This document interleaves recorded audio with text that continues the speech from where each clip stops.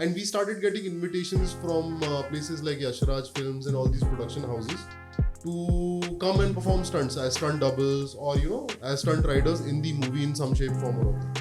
So then I performed in a couple of movies. I worked with Yashraj Films where I was the stunt double for Neil Nitin Mukesh in this movie called Lafange Parinde. Then I also had the very unique and very grateful opportunity to work with Shah Rukh Khan. So I thought कि थोड़ा देर जब तक, so I asked the assistant director. Oh, by the way, the assistant director for this shoot was who? Guess. Your friend? No. Oh, must be Aditya Roy or someone who's an actor now. It was Ranveer Singh. What do you say? It was Ranveer Singh. I have photos. Ranveer Singh and me and all the guys. I used to come back from school, go to the second-hand store, car store, just to look at cars because there were these used Japanese cars coming, and I saw skylines like Channas over there that time. Yeah, I can imagine, bro. It was just lying like that, opened up doors. I still have the vision in me. Wow. Those windows, I could put my head inside. Wow. I just felt like at that time I wish I knew what was a Ricardo seat. And, Ricardo. Yeah. And because slowly growing up, I realized, wow, I saw such pretty stuff which I could actually take home.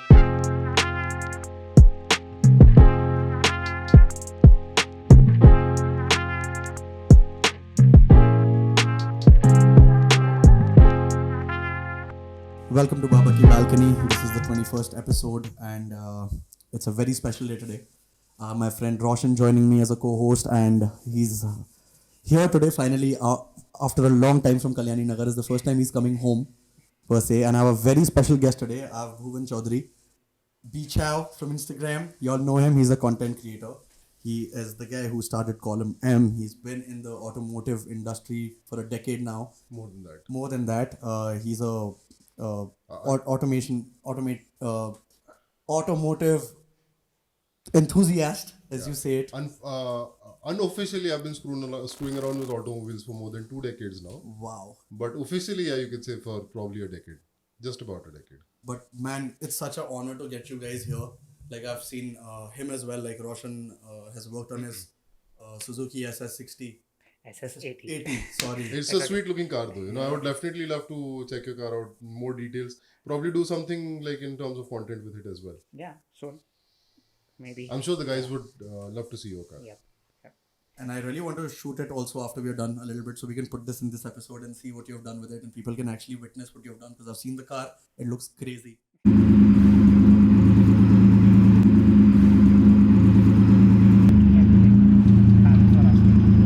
And not to mention, Bhuvan's here and we would want to talk more about his journey and let him introduce himself first.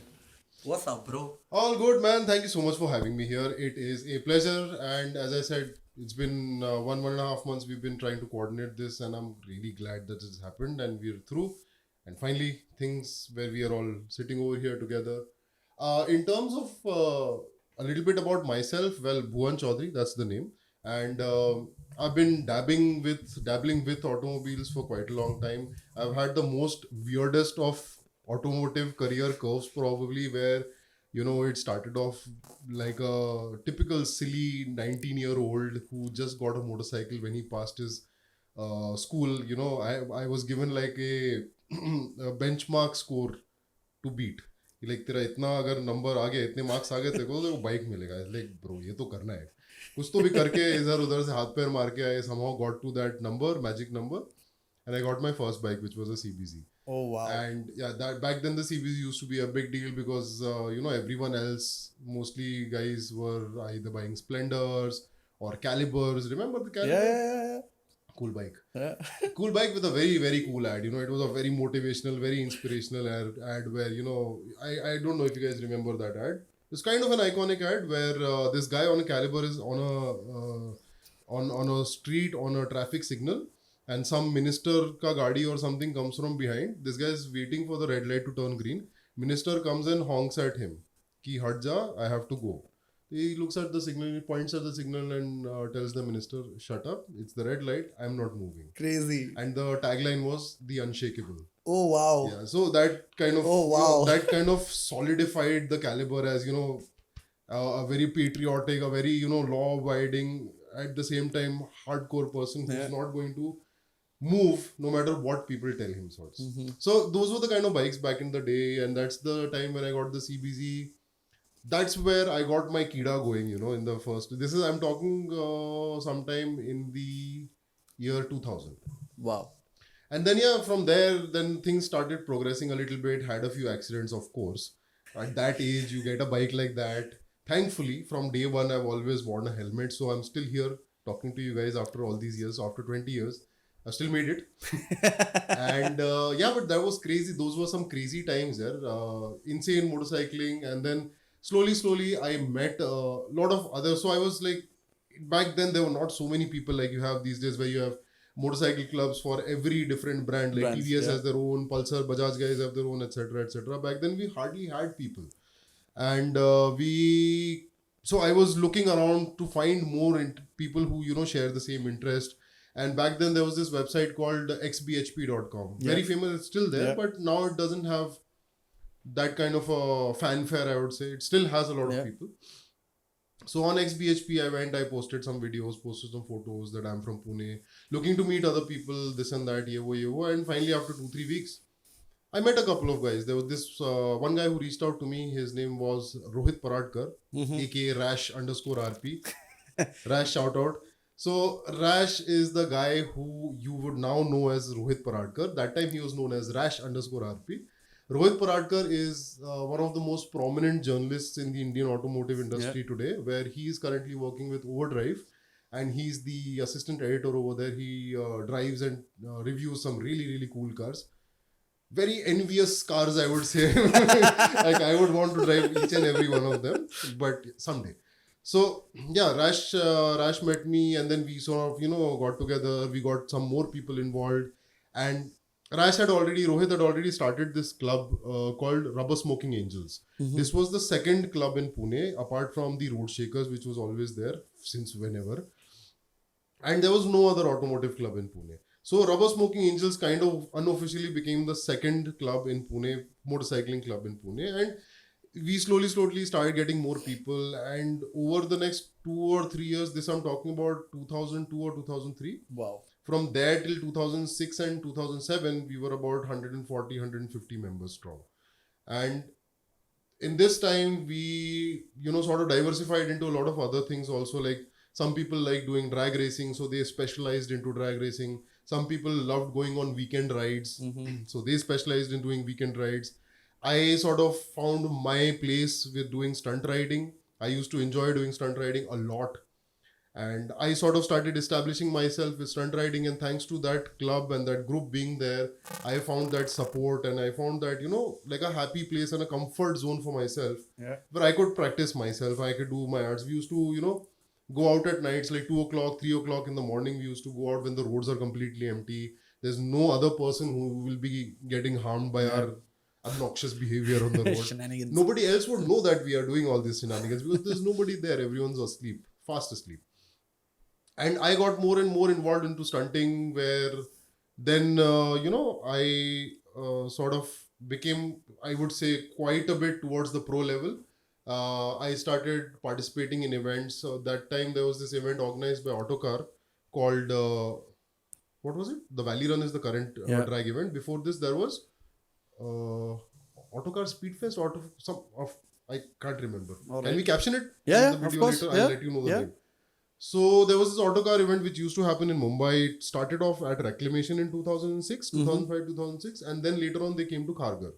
It was a drag event where there was a wheelie competition as well. Who could do, the fastest wheelie on the drag strip. So all 3 years that I participated, I won all the 3 events. Where the third event, or the second time actually, was when I did one of the most epic wheelies of my life. Where I exited the drag strip at about 210 kilometers per hour on a single wheel. What are you saying? Yeah. Bro, if you have that video, please send it to us. There. Love to put it out. It's a deeply pixelated video. The camera Yeah, phones of course. back then. 3GP. These were like those boxy little Nokias where, and first of all, it's a boxy little Nokia. And then the guy who's filming is sitting somewhere in the pavilion in the audience stand. Crazy. And he's zooming like 10 times zoom, and then he's taking that video. So you can imagine the quality. I'm sorry guys for the potato quality, but that's the best we can do for you. At least we'll get to see it. At least we'll get to see Yeah. it. Yeah. I would have a big not safe for work tag because Yeah. the guy who's recorded it is screaming all sorts of stuff, behind the camera. He's going all sort of buzzer. Wow, okay, this, that, and then the super. Cancel मत करना हमें, but सुन लेना. इतना भी नहीं है normal जो हम लोग एनिमेचर्स रोज दिन दोस्तों को देते रहते हैं गालियां वैसी टाइप की चीजें उसमें.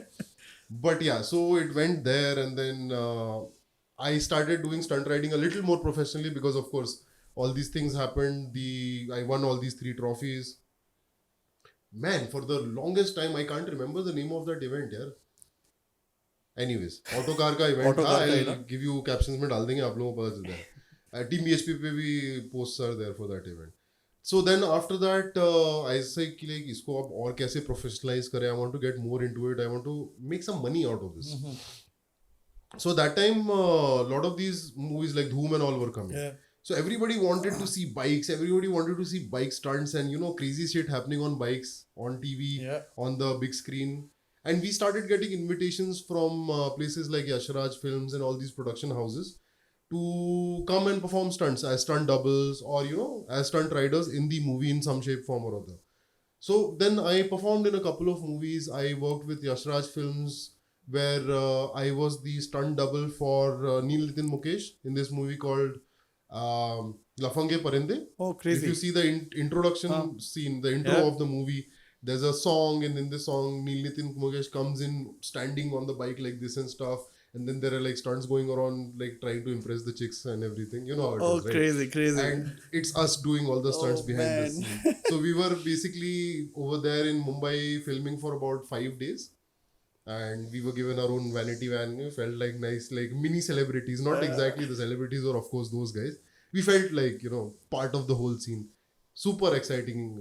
It must have felt fruitful also. Know what you love doing, you're actually doing it. Oh yeah. It felt really, really fruitful, and we charged good money. Like of course we are putting ourselves at risk. There's a 10-year backlog of bike parts and blown engines that I need to cover, right? So till that time, so I had a Pulsar, which was my regular stunt bike, Pulsar 180. I had blown 14 engines on that bike. Wow. Yeah. So there was a lot of covering up to do. Wow. So that wasn't the reason, but we sort of, so we had like a group of 5-6 people. We used to call ourselves the RSA stunt team, Rubber Smoking Angels, in short RSA, the Rubber Smoking Angels stunt team. And we sort of mutually came up with a cost that this would be the per day cost if you want to hire our services. And that's how it went. So the Yashraj Films was one. Then I also had the very unique and very grateful opportunity to work with Shah Rukh Khan.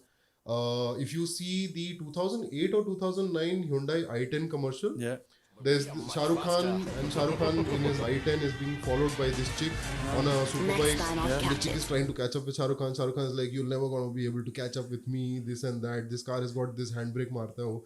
Oh, Grand i10 wala, I think. No, not the Grand i10. The i10 before that. Acha. हाँ उसका है वो. So we filmed in Hiranandani Powai. I recently went to Hiranandani Powai 2 days ago, and like all those memories just suddenly came back. And the craziest shit happened over there, bro. Like Shah Rukh Khan had to wait for me. I feel so ashamed. What are you saying? You made him wait. I didn't plan on this. My wife's gonna get angry hearing that because she's the biggest fan, bro. So you made him wait. I'm so sorry. High five to that, bro. I'm sorry to that. I'm sorry to all the other Shah Rukh Khan fans, by the way. It was totally unintentional. So what happened, when you are filming for all these movies, commercials and all, there's a lot of waiting time. हम लोगों को, आप लोग जब बाहर से देखते हो movies में तो आपको लगता है या तो films देख रहे हो, you लगता है कि हाँ सब back to back हो रहा है.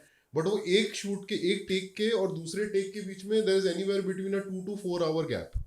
अब आदमी क्या करे उस gap में, right? बिल्कुल. So I was tired. We were filming ऐसे gap में we were filming the whole night. This was a big 1000cc bike. It was a CBR 1000RR.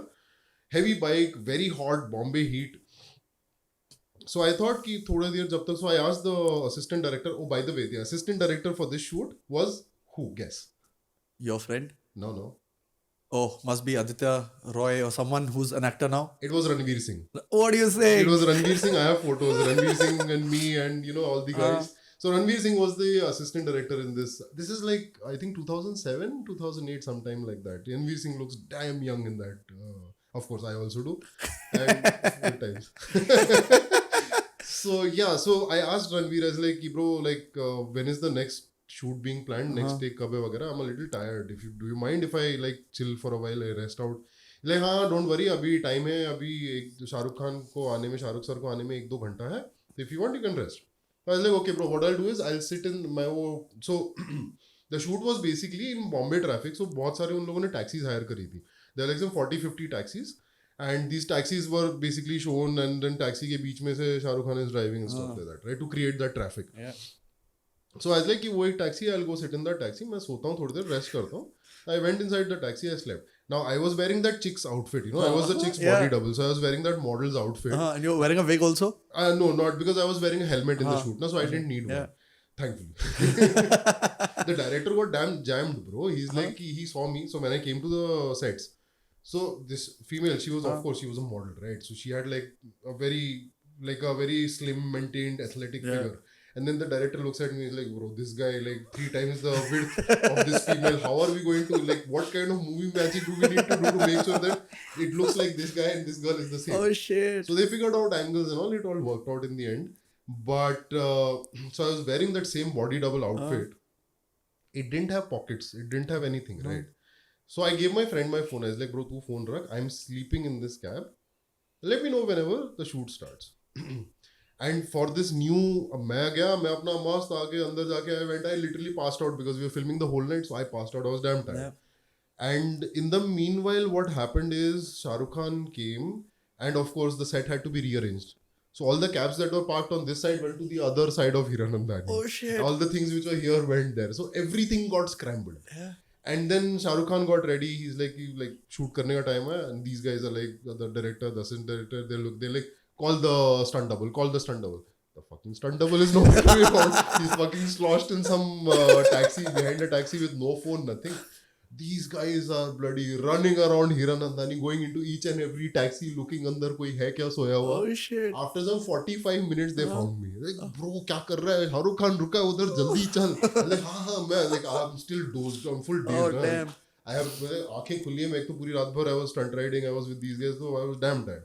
I'm like cross-eyed looking at the guy, like, okay, he's ready, क्या? Okay, चलो, I'll come.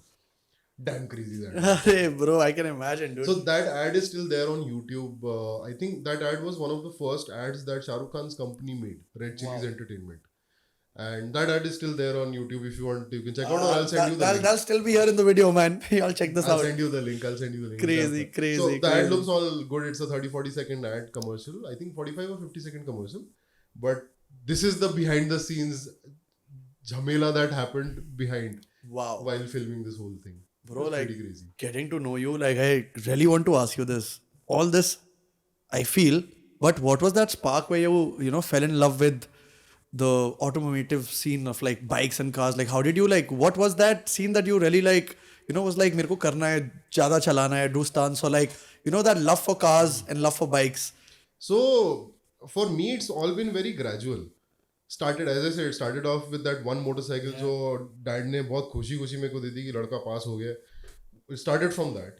And that basically got me into, the first car or the first bike that you have is the most important. Yeah. Because that is the one thing that gives you that sense of freedom. Yeah. कि today you had to ask 10 people मैं कहाँ जाऊँ, मैं जाऊँ या नहीं जाऊँ. उससे पहले हम लोग स्कूल में थे तो we had a cycle. Your range of travel is very restricted, Even if you want to, no matter how athletic you are, you can't go to Lonavala. You don't want to. Yeah. Mostly like the people who are athletic, they would. Normal people can't. I can't imagine myself going to Lonavala. So the motorcycle or any automobile, car or bike, gives you that sense of freedom the day you have it. So that is when even if you're not a car guy or even if you're not a bike guy, the minute you have that sense of freedom, that in itself makes you appreciate that automobile. Bro. That wow. Because of this, I can just fill up fuel and I can travel. I am so free. Kal mujhe Bombay jana, I have to meet my girlfriend, I have to go meet my friends, I have to go party there. There's an event which is happening there. You're not bound. You are not bound to anything. You just become such a free bird. So that was my first interaction. Of course, before that, like all other guys, I wouldn't say car guys or bike guys in general, but generally guys have posters of cars and bikes on their walls, right? Yeah. So I was the typical guy who had posters of Lamborghinis, of Mercs, of the CBR 400. I used to like bikes as well. So of Hondas, of Kawasaki's, Yamahas. I had posters of I think abhi wo culture chala gaya hai, bro. People have wallpapers now. People have They don't wallpapers have now. real posters like we did. True, I true. think everyone wants that clean wall now. Yeah. No poster. हमारे time पे though it was very low key, bro. It was not even like so that was, I mean, in India abroad you get posters and stuff right Yeah. outside. Yeah. In India it was for us, at least for me it wasn't that. Also it was basically buying a magazine every month like Autocar या तो overdrive. उसमें Yeah. there used to be a full Full. spread. Yeah. Just tear it out neatly, put it up on the True wall. So I that. remember I had this poster of this I forgot the name of the rider on a Buell. So Harley has Yeah. a performance division which was Buell. So this guy is doing a proper 12 o'clock wheelie on a Buell. Wow. So I had that poster. I had cars, bikes. So it's typically started from there, gotten into this whole free roaming and this whole freedom wala angle, which then eventually slowly I wanted to do more. I wanted to do something with the motorcycle, so I got involved into stunt riding.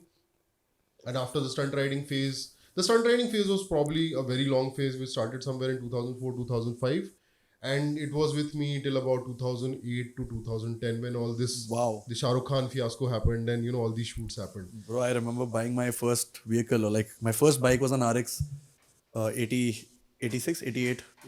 And ऐसा पैसा save करके, bro, every month saving $1,000.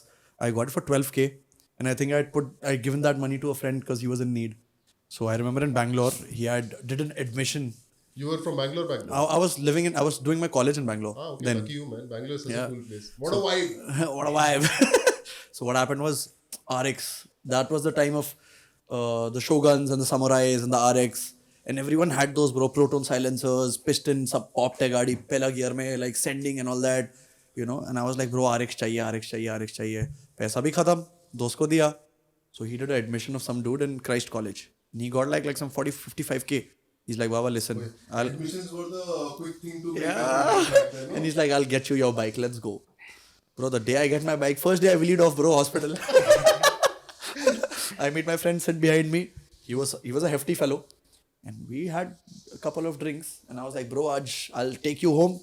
We'll chill, order some food. Because aaj paisa hai, thoda bacha hua bike ka $500. We'll go eat butter chicken and roti, bro. I know this place. Bro, first gear sending, third gear sending. I see a speed breaker. Come down to the first gear. These dogs randomly appear. And I scoot the thing, bro. Wheelie off. And bro, boom, badam, bang. And I'm there in the hospital for 3 weeks. I'm like, yo. That was my first, episode with a RX and a wheelie. Which I unintentionally did. And I have scars to still show it. That's why you should always wheelie intentionally. Yeah. And wear a helmet. And as much protection as you can. Yeah, bro. What was your first bike, bro? My first bike, I think you must have seen it in college. The red Pulsar? No, the red Apache. Apache. Yeah, with the square light. Yeah, that's also a beautiful story. I came to India and it was like a passed on from my elder brother to me. Oh, lovely. And he gave it to me in a beautifully stocked with all the plastics on it, everything. So Unmolested. yeah. I because I know where the story is. I can already sense it. He felt very nice that I'm giving it to you, but take care of it also. But the first, and then you always had this kida in me. I would like, I'll do this, open this up and this. So I opened all the plastics up. First day itself, I think after a week, 2 weeks of learning to ride and stuff. So, and that's when first, I think in college itself, I had it with a round light. Yeah. Round light. I brought this metal light. I learned about powder coating from my teacher, and I was like, this is what I want to do. So I went first thing, bought a light, aluminum. It was an aluminum light. And I went to this powder coating factory, got it powder coated black, put it on mine. I felt so cool after that. I was riding like a nice retro bike. It had that cage, that old, you get it in Nana paint, that one. So I powder coated that, looked very different from the Nana paint version. So, and then I got these LML holders because they only came with around like LML holders. So those also, and all this I would do it in my parking lot only. Open it up, open the top, and sometimes it wouldn't work. I would call a mechanic then do it. So I would learn while I was doing it also. best part was I would ride with it with our group. We used to have an early morning group, and suddenly on the corner the light would just pop open because it was my engineering that time. But I learned how to make it more stronger over time, built more screw holders, kind of like built another washer around it. So that is, and then when the next semester passed, I was just like, I want कुछ और करना है. वो round light निकाल के I put a box light. And I felt that more cool. That I started riding that, put a bigger handle. You know that big handle? I used to ride like that with a big handle. Was it that the T? The, It had Was it scrambler. was it any like movie or any particular instance where you saw some visual which inspired you to? No, I just saw that handle and I was because since I was born and brought up in Oman, I used to see a lot of scramblers and all.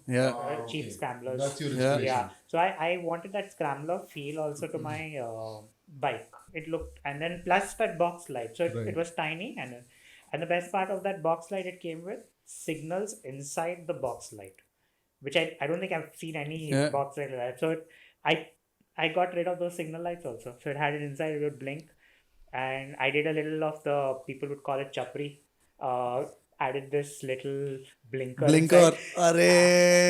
remember that. Yeah. It was on my bike also, bro. Yeah. We all used to do that. We've all gone through that phase sometime in our life. I think from our group, I was the only one doing all this kida, which I would put. But I'm lucky your light worked like that. My RX, bro, I had to rev more for the light to get brighter. Especially on the Loni highway. Like you can't see shit and you have to rev, bro. And then the light.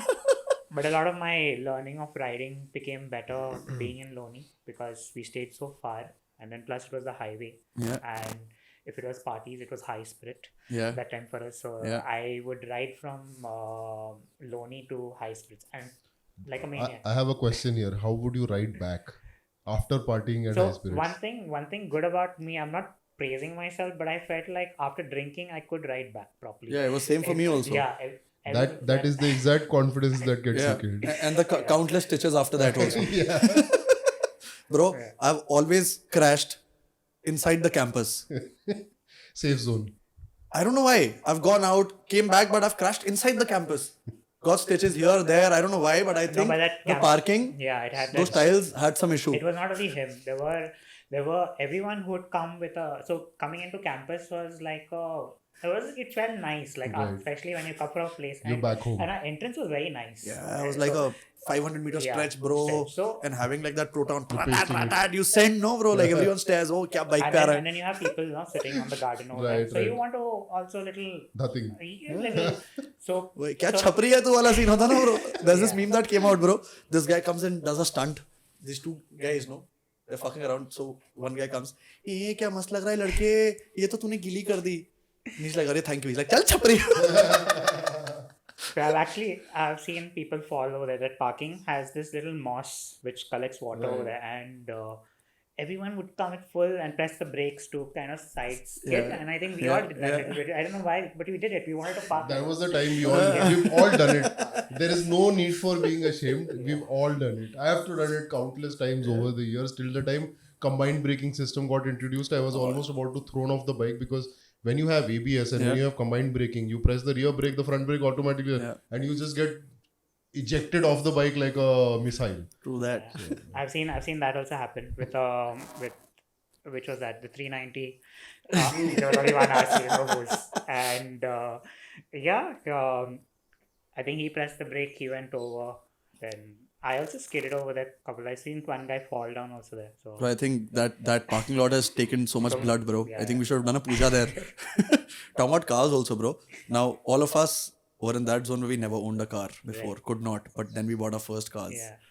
What was your first car, bro? And I didn't have a car till I was 27, I think. Yeah, I think same here. I bought my first car when I was 27. Yeah. My first car was a fourth hand Zen. It was pretty decent actually. Sorry, mine was 2017. 2017? Yeah. When you bought a car? Yeah. So what age were you? I was around 26. Same. 27. I was 26 or 27 that time when I bought my first car. Yeah, so it was a Zen. It was pretty decently maintained till the time I had it. And then I got the car and then people automatically assumed, this guy stunts, so he'll stunt on the car as well. He'll do some crazy stuff on the car, but I didn't. But at the same time, people gave me a lot of stuff to put on the car. Like I had neons, I had like an automatic exhaust, I had. I didn't do much. Like I was there was a full system automatic exhaust. There were neon lights all over the car, Wow. and I used to go nice and fast. It was good, fun, zippy car. A small Yeah. car. The only thing is, so people who have had these old cars and like your car, the Esteem, sorry, the Zen, all these cars, they had a boost button, if you know what I mean. Switching off the AC. Yes. So There we go. that was damn enjoyable. Yeah. Put it in second gear or third gear, going, and suddenly one more power, just switch off the AC, boom. You get that entire Wow. rush. You get that feeling of power. So yeah, the Zen was my first car. I probably had it for about 2 years, in which I broke the third gear after the first year. So I used to go from first gear to second gear to fourth gear, and Oh. then same way down. And then I thought, like, right now, no money to fix it, so I'll keep running it like that. What big deal? Third Yeah. gear is a third gear. I don't need it so much. Then eventually the second gear broke. So then I had first and then directly fourth. So I used to Oh, go wow. directly from first to fourth. Bro, I want to ask you, with the neons and all, was that a lot had come from NFS? Yeah, that was all in NFS Yeah. inspired. I think that was the best NFS, bro, that ever came out. Underground. Need for Speed 2, right? Yeah. I think Underground 1 and Underground I 2. think That was the also- inspiration. Yeah, True, I think bro. a lot has come from the Too Fast, Too Furious also, because when you see everyone Yeah. they were parking with that lights under pink lights. Yes. The first three Especially when movies. the- Yeah. the first. The underground car meets that we see now and Yeah. all these things. The whole culture has come from those two movies, I guess, True. for most of us. For Agree, all of bro. us, rather. Not movies, actually. The first was a game. Yeah. So Underground was the initial, when we were all gaming in Yeah. that time, that it sort of gave us that idea and that inspiration of mods, getting the decals, getting vinyls on the car, getting wheels, this, that. And then later on, Fast and the Furious movie sort of showed us the practical aspect, the power aspect, the performance aspect of those things. True. And Fast and the Furious actually is the kind of movie because of which a lot of Indians specifically, I feel, are in love with JDMs. Yeah. Because otherwise there is no other real inspiration for them to, love JDMs, Japanese cars. But that movie basically, so in India, I feel that even if you're not a car guy, you will still know what a Supra is. You'll still know what a Skyline Yeah. is because of those movies. Word, bro. I mean, that sparked it for all of us. Yes. And I would say today's culture and today's people, like, they've not played those games, bro. And I remember there was a Hummer also that you could mod then, bro. Imagine riding a Hummer, driving a Hummer right now. Because I remember my first conversation was because I used to follow him from a long time, right? Because his content was on point. Like, I used to watch it, laugh also. At times there was information about cars and what it was. So one day he put a story, and it was me driving my car, and it said, "This dude must be having a big heart, driving a 525i in so much Oh traffic." yeah, that was an Aon, I remember. Yeah. Silver color car. Yeah. And I saw the story, I'm like, yo, that's me. Yo, that's me. No, I said having a big heart because it's a 525. Yeah. Those cars give terrible fuel economy. Bro, 3. 3, 4, 5. If you're lucky, you'll get 5, 5.5. Yeah. And I was like, man, this guy has a big heart that he's driving this as his daily on Pune roads every day from one place to the other. And just imagining the amount of fuel bills you must be racking on a monthly basis. Bro, that was the best time. I sent you a message. I'm like, bro, I'm planning to sell the car.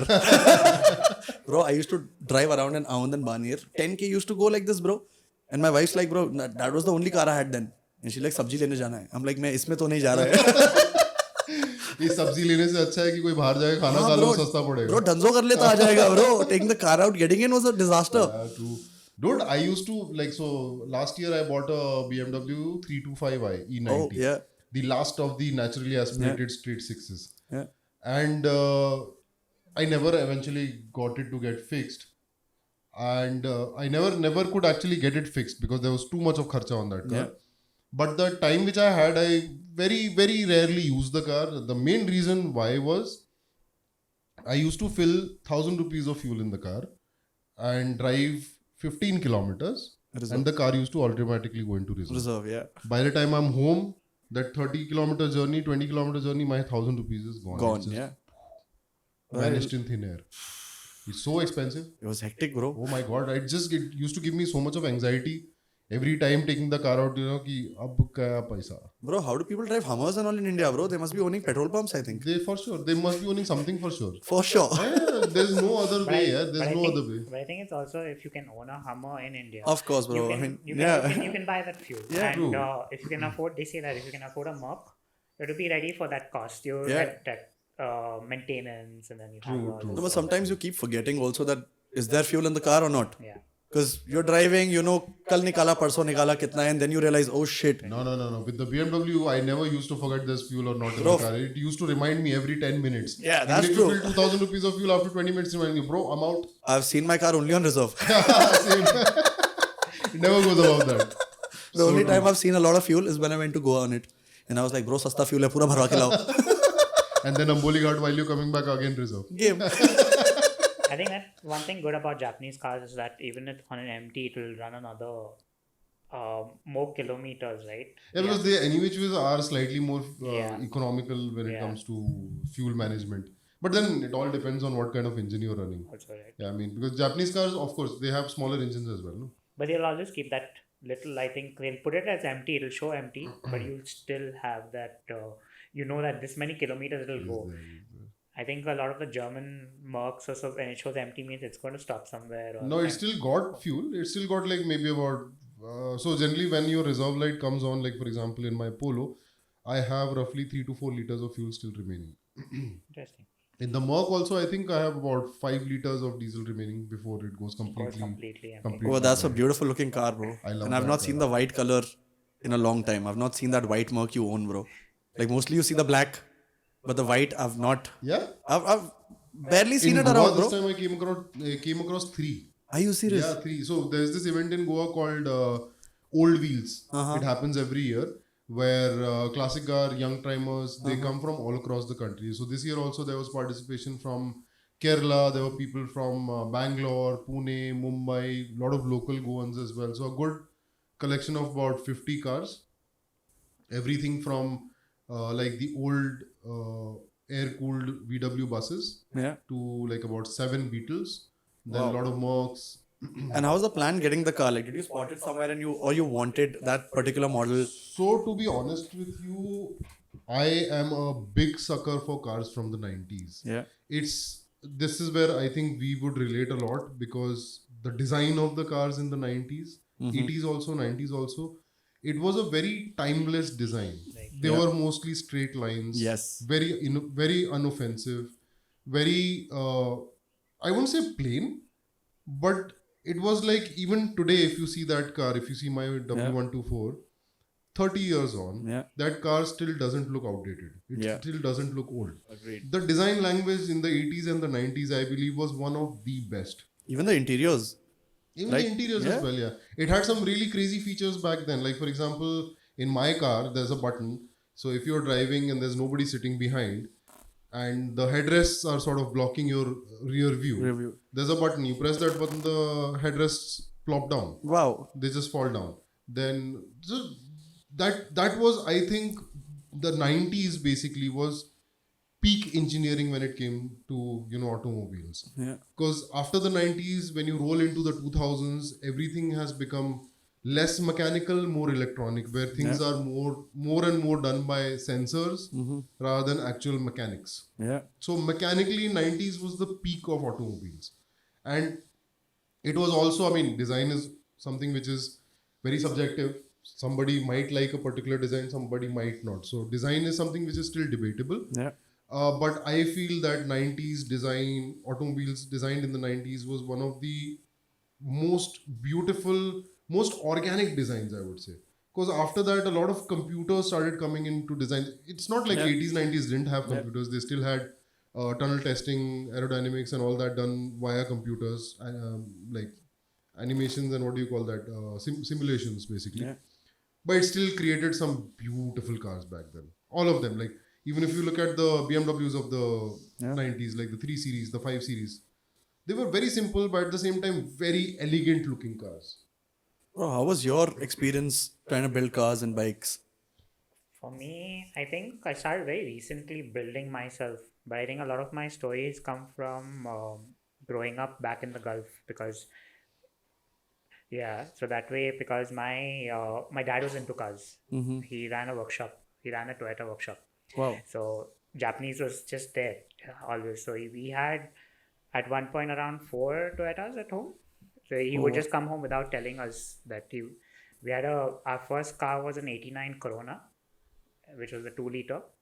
Also, and it was very nice. What was nice about it, I still remember sitting in the front seat of it. When you would drop down that gearbox, that engine of the Japanese engine was so different from what today also you hear. So that's only something which you have to sit in to understand that. And I would do anything to get that car back again because I still have that story. Probably that car Yeah. is still running. That's the Yeah. thing about Toyotas. Yeah. They never die. Yeah. We had that till the end we left UAE. So that was our first family car we had got. And he would do also some mods to it because he also had that little. See, he would do like stuff like a yellow exhaust and he a little very Oman touch he had to our car.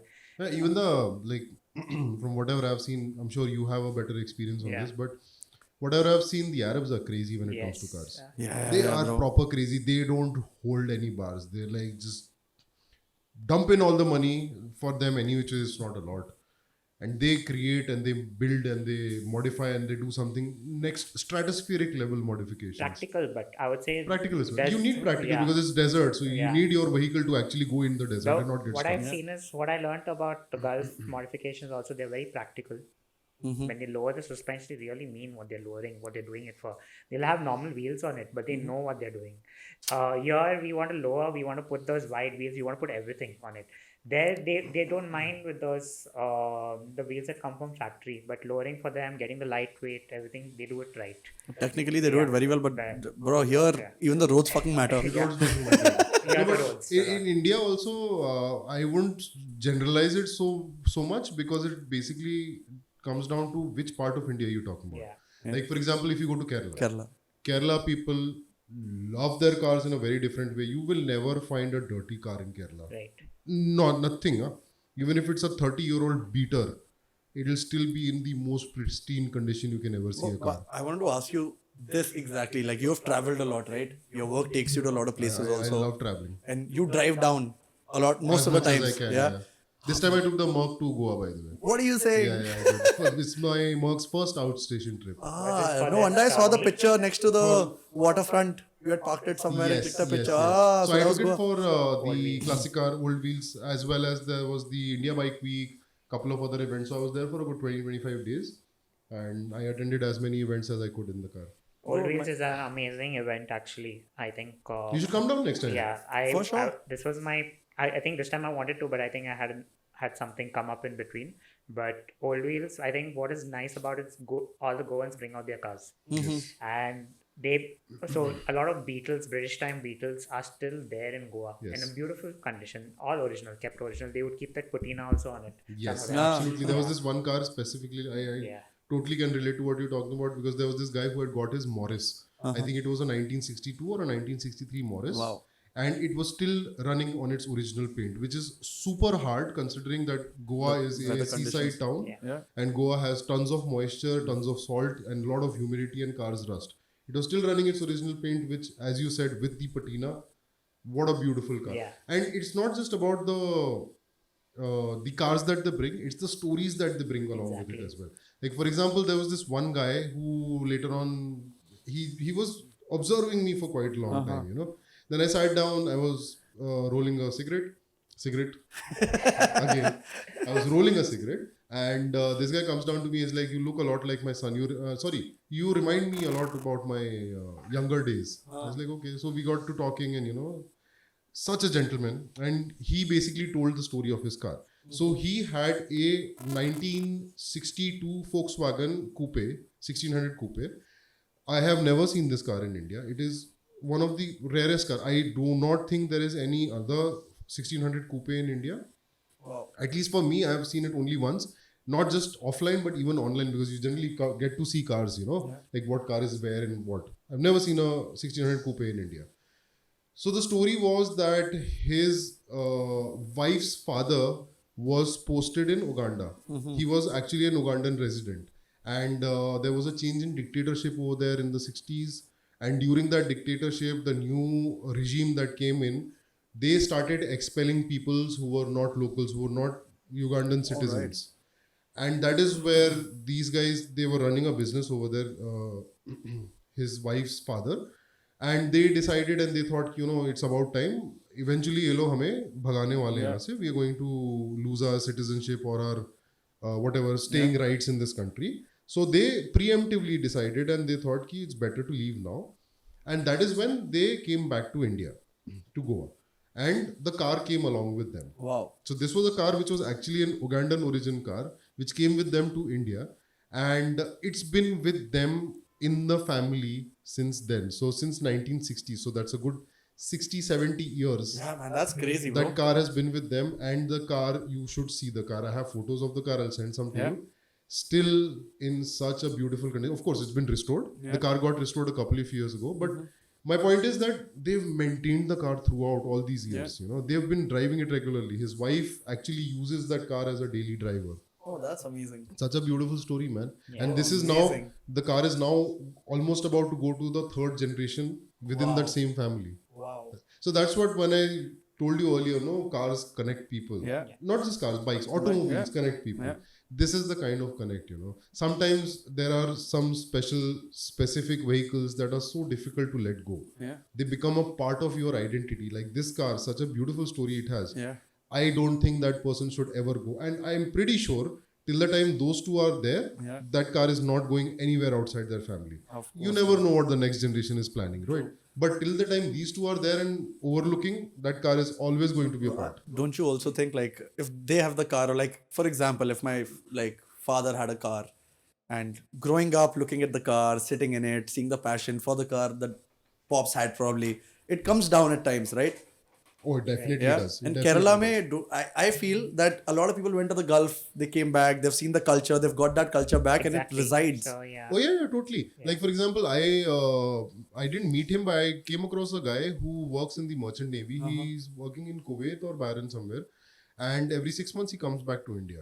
So he's obviously over there. He doesn't get time. He's doing his business, yada yada yada. But whenever he's here, he's building a car for himself over here. He's got a Fiat Palio, the Fiat Punto Abarth, which is by itself a really nice car, right? It's got a 160 bhp turbocharged T-Jet engine.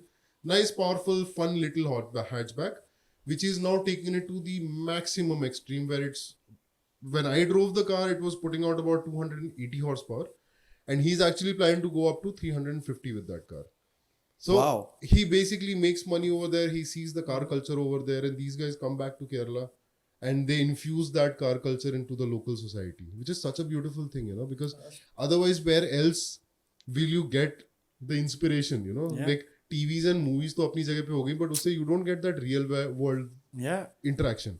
These guys go, they stay in Dubai, they stay in all these places for, a long period of time. They get absorbed in that car culture. They get absorbed in their automotive culture, and then they bring it back over here. And Kerala is the pristine and the prime example for that. True. Kerala has amazing cars. Okay.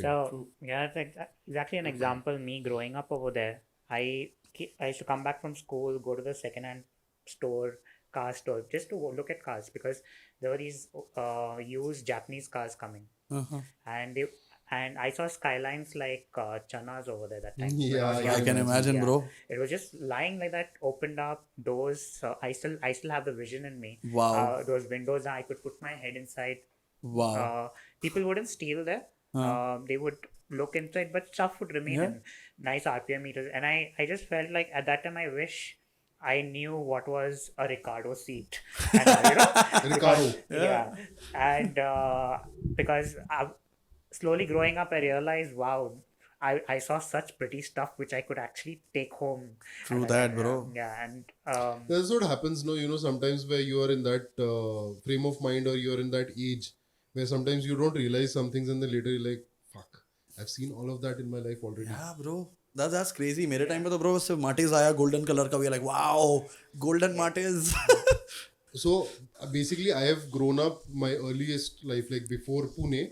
I used to be in this small town called Almora, which is You've heard of Nainital? Bro, I'm from Nainital, my brother. क्या बात कर हाँ रहे हो हाँ भाई? bro. आ जाओ. Yes bro, Almora, Podi Gadwal is my Nanihal bro. Like that is. Garhwali हो आप? Yeah, मैं कुमाऊनी हूँ. थैंक गॉड ब्रो, नहीं तो इधर ही झगड़े हो जाते हैं. तलवारें निकल गई होती यहाँ पे. Kumaoni But that's crazy, bro. I did not know. Same. Wow. So I studied in Almora from 5th standard till 10th. 11th is when I came to Pune. किधर थे आप? सैनिक स्कूल में थे क्या? मैं केंद्रीय विद्यालय. केंद्र विद्यालय. KV. हाँ. I'm a KV boy. अरे crazy. So back then, this I'm talking about is 96, 98 वाले टाइम की बात कर रहा हूँ. Yeah. कार्स तो वहाँ पे कुछ होती ही नहीं थी यार. So there was there were basically 2 movie theaters in Almora, okay? And this one movie theater was really shitty. It used to play some terrible movies, mostly all B-grade films. So nobody used to go there. The other movie theater, if I'm not wrong, was called Jagannath Theatre. Good, nice, well-kept theater where families and everyone used to go. The owner of that theater back then owned a Maruti 800. And we used to be like, wow, this guy must be so rich. He's got a Maruti 800. And back then it was actually the case, right? Somebody who's owning a car, first of all, secondly, a Maruti 800. And that was, back then, that was my, like bucket list item, you could say, or my dream wish list, Maruti 800. I need to get this car once. Wow. But sadly, I've owned not too many cars. I've owned decent amount of cars, but I've unfortunately never owned a 800, and I so want to. But nowadays, especially with the SS80s, the prices have gone through the roof, man. People asking for 4 lakh rupees, 5 lakh rupees for a SS80. Wow. And if It's I told mad. you how much I bought mine, I'm not going to reveal it. But I bought If mine you as tell that. me how much you've bought, then you have to sell it at that same price. Exactly. So the thing is, when I got mine was, I picked it up like in scrap price. Okay. I bought it from someone who actually wanted to do it. But yours is the actual SS80? Yeah, Which year is your car? 84. Oh, it's actually, it's the SS80, bro. Yeah, but when I got it, I got it from him in a way that I think so. I become a second owner still. The first owner, Wow. yeah. So the another person bought it, and while he bought it, I think he also wanted to redo it, and then I don't think that time he had the funds or whatever.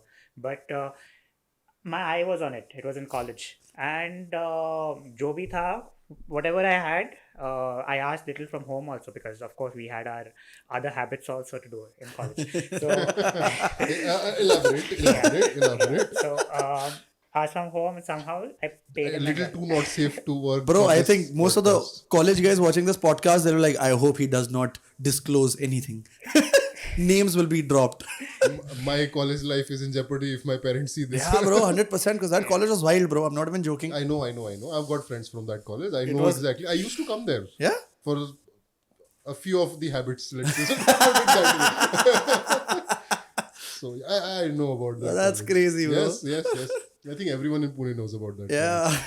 But yeah, I think the whole idea why I fell in love with that car, because it kind of gives me a slight look of the Starlet, the old Starlet. Yeah. And the Starlet was also used in Oman for a driving school car. Okay. So I always used to love it. It was the same boxy, same box light, same way. And I learnt about SS80 after coming to India, about how beautiful. And I just came to know it is not basically a JDM. It is Japanese car. It was assembled in India. Yeah, the first generations were pretty much JDM. But, yeah. So You can say that. one more thing. Want to tell everyone as well that That's JDM, the term JDM is a very wrongly used term. exactly.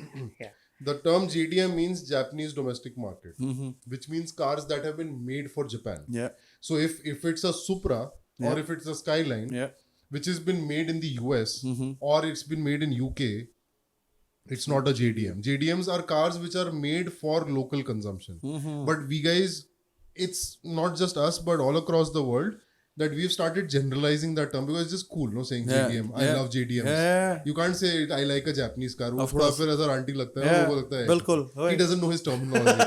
But technically, JDM is Japanese domestic market cars. And Japanese domestic market cars are technically not the best cars to buy because they're all restricted to 180 kilometers per hour mechanically from the factory, where you cannot unlock this. Oh, you cannot unlock this. No, you can't go over 180 kilometers per hour on JDM cars. So there's no way to clock it, like I fix it. don't think so.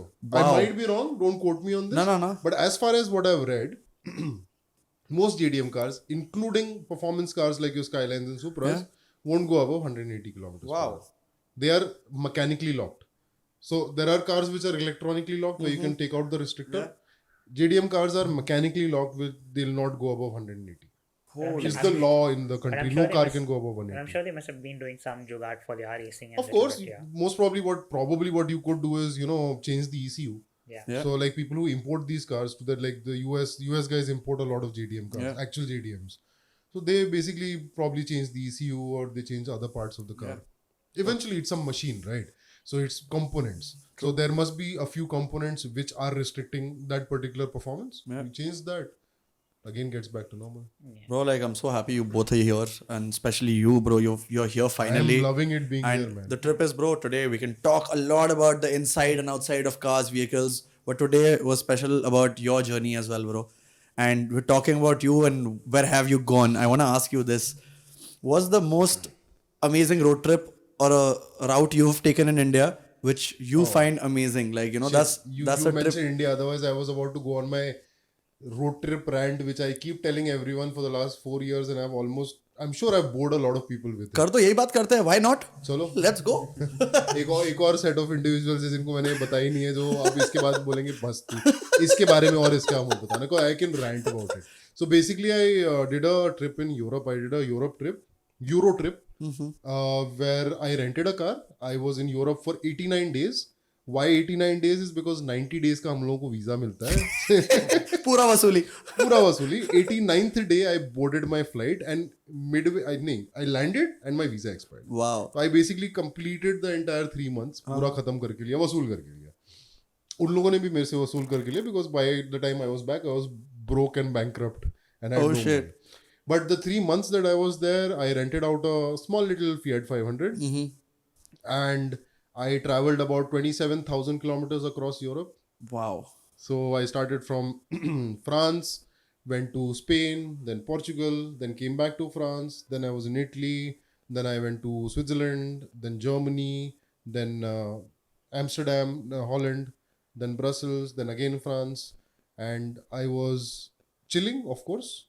At the same time, along with the chilling, I also went to a lot of very interesting used car dealers. I went to workshops. I went to car collectors. I went to car events. I went to one of the most, I am so lucky, I find myself so lucky that I went to one of the most amazing events that happens in Central Europe. Like UK has this event called the Goodwood Festival of Speed, Okay. which is an epic event. I think anybody who's a petrol head, anybody who's a car guy or a bike guy in his life needs to go to Goodwood Festival of Speed at least once, because it's the mecca of automobiles. You'll find everything from a 1920s, 1930s car to a car which is just launched. It's the do and end all kind of a event. Wow. Like that is once you it's like a place of worship for any petrol head. So the next best thing to Goodwood Festival of Speed is the Le Mans Classic. Have you heard of Le Mans? Yeah. So Le Mans is a 24-hour race that happens in France. Yeah. It started in 1920s and it's one of the longest endurance races that's been happening. So the Le Mans Classic is the classic version of the Le Mans, where they have cars from all the eras. So this 100 years since Le Mans has been happening, they have a collection of cars from all these eras, all the same race cars. I'm not saying cars which are production cars. The same race cars which used to race back then, like 50 years ago, 60 years ago, 20 years ago, 10 years ago. And they all bring it together for a 3-day festival at Le Mans. Wow. So it is on Le Mans. The entire town is sort of closed off because the Le Mans circuit is part city roads. It's part streets. So they close off the entire area and 3 days of incredible cars. Like I couldn't imagine things like this. Like for example, so it's a big event, right? So people from all across Europe come over there. People from UK drive down, people from different parts. And so the gravity or the intensity of this event is such that in India, if you want to see a Lotus, okay, you hardly can. Like I think I have seen a Lotus twice, and that is at the autocar drag event, which I still can't remember the name of. The autocar drag event which used to happen, Gautam Singhania had a Lotus Elise which he used to get over there. So that is the same Elise which I've seen twice. That is the only time I've seen a Lotus Elise in India. There are a couple of them in Bombay and other places as well. I wanted to ask you something. Yeah. Can he drive though? Gautam? Huh. Yeah, he's a pretty good driver. Really? He's a drift champion in a few countries. He's done a lot of. I've read that, but I didn't really know that if it's legit or not. He's a legit driver. He's a good driver, and he's one of those guys. There are a lot of people who have a lot of money, and most of them don't know what to do with their money. I think he's one of those guys who actually at least knows what he has to do with the money. The kind of cars he builds is something else. He goes for things that he wants. Nice. If he wants to do drifting, he'll go into drifting, and he'll do it to an extent that nobody else can do it in the country. Wow. Yeah, the kind of cars he's built for drifting is mad. Wow. So he's an outright petrol head. He's an outright enthusiast. And maybe a thing which people don't know about Gautam Singhania is that the cars he has in India are not actually his best cars. His best cars are all in London and Dubai. Wow. He has probably one of the best collection of Lamborghinis. Crazy. Everything from a Diablo to a Murcielago. And I think he's got the Murcielago SVJ. So basically the limited ones. Yeah. The ones which were like 300, 500 across the world. He has those kind of cars. Him and Vijay Mallya, I think, used to have one of the best car collections in the country. Wow, man, that's crazy. Yeah, he's got some insane cars. Bro, there's some crazy cars coming down to Balewadi also, bro. Yeah? Yeah, there's like G-Wagons and all kind of stuff happening, bro. And these young little kids driving it. Oh, yeah. Pune has changed, no? Yeah. Where there was a time where we used to hardly see anything over Mercs. Yeah. I still remember, man. There was a time where, E-Class used to go like, oh, E-Class in Pune, wow. And now you can see Lambos going. Bro, Mustangs खड़ा रहता है यहाँ पे बाजू में Green Park के पास एक Mustang हर रोज दिखता है जाते हुए. I'm like, wow, man, that's crazy. Yeah, I was just driving today and a G-Wagon passed, like putting a thumb up. Because he's driving a G-Wagon, he loves cars. So and he had nice, very beautiful, it was a very light blue color, something different. It was completely new, which I've seen, yeah. That's crazy. But how is it driving in Pune now? I want to ask both of you. You're back also, right? You just came back from Bombay and you're going back to Bombay today. You have a shoot tomorrow. Unfortunately, Pune driving is one of the most frustrating, challenging, unwanted, unwarranted, uncultured experience. Yeah, right? Yeah. I think Bhosle ji, he got to know and he's like, boss, helicopter use karta hu main. Anybody who's,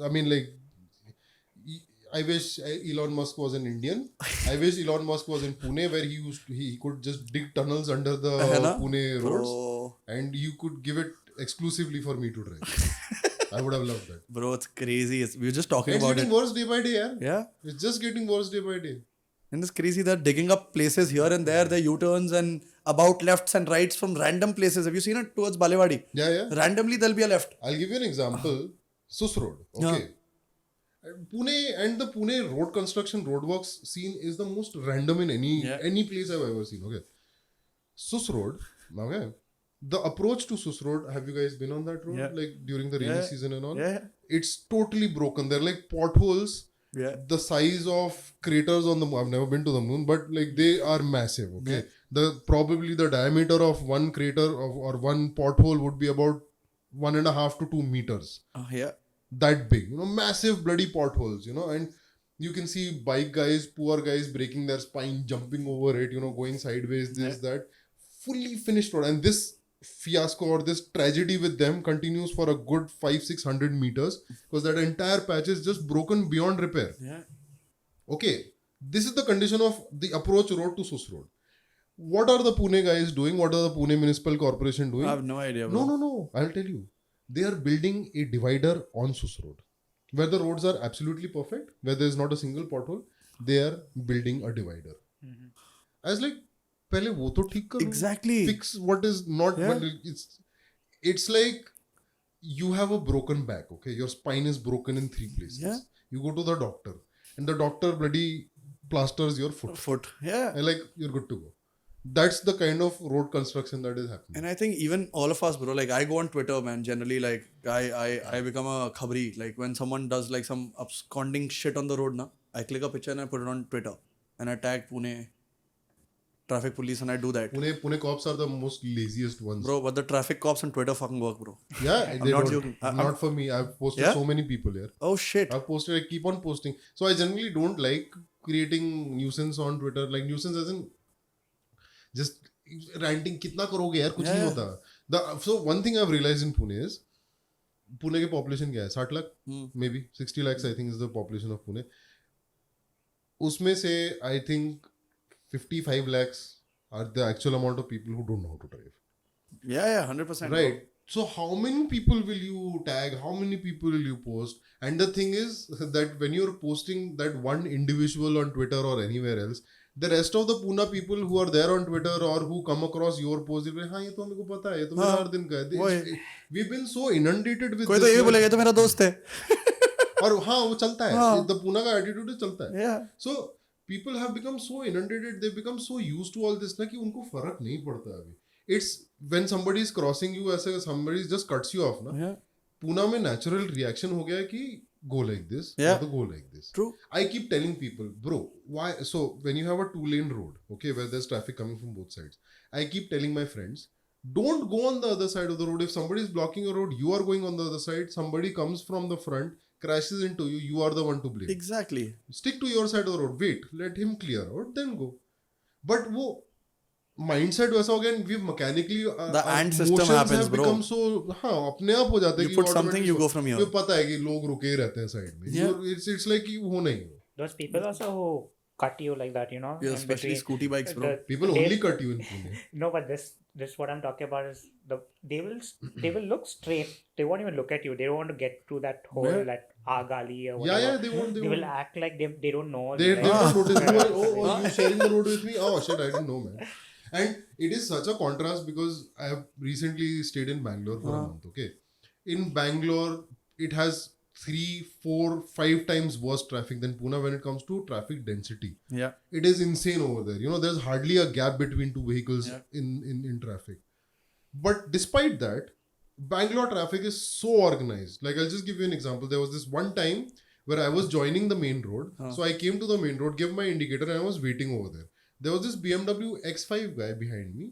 He came and he stopped. He asked me to pass. Yeah. In that busy traffic. Yeah. He asked me to pass. I passed and then he went. Can you imagine this happening in Pune to you? Bro, hierarchy of ego is also crazy. Like Yeah. here, Imagine- there it's not. It's like education, car, Cultured people. equals मैं ही things. बोल रहा हूँ ना. Yeah. BMW X5 तो छोड़ दो. Do you even expect a scooter guy to give you a way in No, Pune? bro. Nothing. I've never seen that happen. And the worst part is, so I've been traveling. Not the worst part, the hilarious part is, so I've been traveling and I've driven in Europe, I've driven in Dubai, I've driven in US, I've driven in quite a lot of places across India as well. And I generally, when I'm in a sane head, when I'm not emotionally charged by these people, I generally stop and I give people way. So when I stop to give someone way, they're looking at me full bedazzled, like, what is this guy doing? Yeah. They're not used to it. Yeah, They're they're absolutely not. not. They're They're- then I have to give them a hand. Go. Yeah. उसके बाद भी वो 2 बार देखता है, ये सच में बोल रहा है क्या, मेरा मजाक तो नहीं कर रहा है, ऐसा नहीं कि मैं आ जाऊंगा फिर ये गाड़ी चढ़ा देगा मेरे ऊपर. So they get so scrambled ना कि ये कैसे हो गया. This is something out of the blue. I have not noticed this in Pune traffic. But I've seen the appreciation also. I was on this road going towards Pashan. And bro, there's a lane जो सोमेश्वर वाड़ी को जाता है ना, मतलब temple को from the left. So there was this lady coming out. Okay. And there was a guy also on a bike. So I actually stopped. And I waited for you all to exit and come on the road. Bro, that lady gave me a thumbs up and I was like, wow, bro, आज तो दिन बन गया. But like, people don't give a fuck. No, पहले तो रुकता ही नहीं ना. So that's what I'm saying. It's so odd for them, na, such behavior. Yeah. They're like, this guy definitely is not from here. Bro, have you realized the U-turns also, the goal chakkars here? Haan. Have you ever seen anyone take a turn in the right way? Yeah. Depends on which country they are from. Some think that they are from the US, so they come this way. Others think that they are from Great Britain, so they come from this way. So it's depending on where they are. No their one mind knows se kahan pe what the hoga. fuck is happening on a goal chakkar, bro. Nobody knows how to do it. Ah, even the cop is like mind fucked. He's like, chalte raho. Don't cops in Pune. वो तो they are the worst. So that day there was this guy who was coming the wrong side on a bike. ठीक है? And he literally almost crashed against my car. He scraped almost touched my car and went. I was so furious, you know. I went ahead. There was the cop was standing. I was like, bro, what is wrong with you? There is this guy coming the wrong side. Why are you not stopping him? He's like, wrong side तो चलता है. Wrong side थोड़ी ना है. This is normal. I was like, रुक एक second. I put my window down पूरा. I took my phone out. I was like, now you tell me. Hello. He just fucked up. Shit. Bro, that'll be a good reel, bro. It's there in the pipeline, something like that. Bro, I'll be the cop. मैं कपड़ा वपड़ा पहन के आया कब acting करने. ना ये रियल लोगों के साथ करना. अरे हाँ, ये भी मजा आएगा. That'll be the real thing, ना यार. Reaction videos. Yeah. So Oh shit, that'll be crazy, bro. But what's the funniest or the craziest mods you've seen around, like in your travel In and India or journeys? abroad? Bro, यहीं की बात करते हैं आज. इधर मैंने craziest mod देखा है. So there are lots of them. See, I would say Like, I won't say good way. define crazy because I'm saying obnoxiously crazy, like how crazy you can go, like in terms of visual. So before he answers this, I'll tell you one thing why I follow him is because he portrays all these different kind of people who modify cars Yeah. in a very different way, and Yeah. he'll talk good about them, you know, because those guys have put their Effort. they put Yeah. a lot of time. effort Yeah. and time, and it's not like I'm not going to name few, but they're not like some who will say, "What are you doing?" Of course. What is it? Yeah. He doesn't know the effort and what his thought was going Yeah. into this. So I think before you start that conversation, the whole idea why I follow you is also because from the people, like I'll give you one example is like that Innova cut into half and Yeah, made yeah. into a Monster truck like in a on way. Monster steroids. truck, Yeah. So that is one of the biggest. So he puts up all these kind of content which is very impactful, Yeah. and it shows people's effort Yeah. and their art. Yeah. That is True actually that. also someone's art. Because yeah. in the end, it is art. Either if Yeah. you are Yeah. doing it yourself or you're getting a mechanic or a workshop Of course. to do it, Yeah. it's still someone's thought process. Yeah.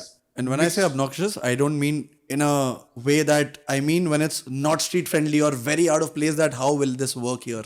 But it looks cool. So that is something which keeps on. See, as I say, I always keep telling this that modifications and performance is a moving goalpost. Yeah. Today, you tell me that yours is the fastest car in the entire country. I'm sure it is.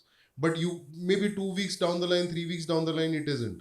I get so much of flack for this when I say this is the fastest car in the country because at that moment it is. Yeah. When somebody comes on my page, you see in the comments, you go and check in the comments, you're like, how can you say this is the fastest car in the country? That car is the fastest. Like, that's a moving goalpost. Today he's made a 400 horsepower car. Tomorrow somebody else will make a 450 horsepower. That is the beauty of evolution. Yeah. That one guy is getting inspired from the other and creating something which is better. Right? So that's something which keeps on happening. But so I won't go there because that is, as I said, a completely evolving State. stream. Yeah. But the one instance which I remember and which I really enjoyed filming as well was this guy called Abin, based in Kerala. Again, Kerala. Kerala is amazing, by the way. I love Kerala. I love the food. I love the people. I love the roads. I love the cars. It's beautiful. I love Kerala. So this guy Abin, who was in, I forgot which part of Kerala, somewhere near Trivandrum. He's a normal guy, young kid, probably would be about 18, 19 years old. And he basically sat at home and he's built his entire car by himself. No garage involved, no mechanic involved. So he basically purchased a used Lancer and he always dreamt of having an Evo. So at home, he basically built himself On the an Evo. Mitsubishi. Yeah, the Mitsubishi Evo. Oh man. So, and his car is pretty, I would say it's a proper home built project, you know. But it took him about 1.5 years. He sourced parts, so he got suspensions from one car, he got the steering rack from an Innova, he mixed parts here and there. And since he's a kid, right, he's doing it out of his own passion. This is one thing I love about Mallus, okay? Yeah. When it comes to cars, these guys are so passionate now. They will do anything. If they don't have money, they will find ways to make the project economical. They'll find ways to make that money. They are not the kind of people who will go out smoking or drinking or partying or waste money 20 places.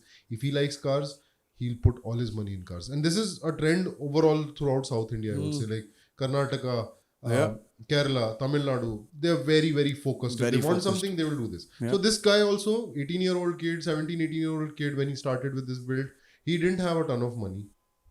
He sourced parts from here and there. He got a turbo the turbo was, I think, from an Innova, I think. Oh, wow. So he got, the video is there on my page. Yeah. So he got one part from this car, another part from that car, and that's totally doable. But it's a ton of research behind it, that which part is compatible with what, you know. Yeah.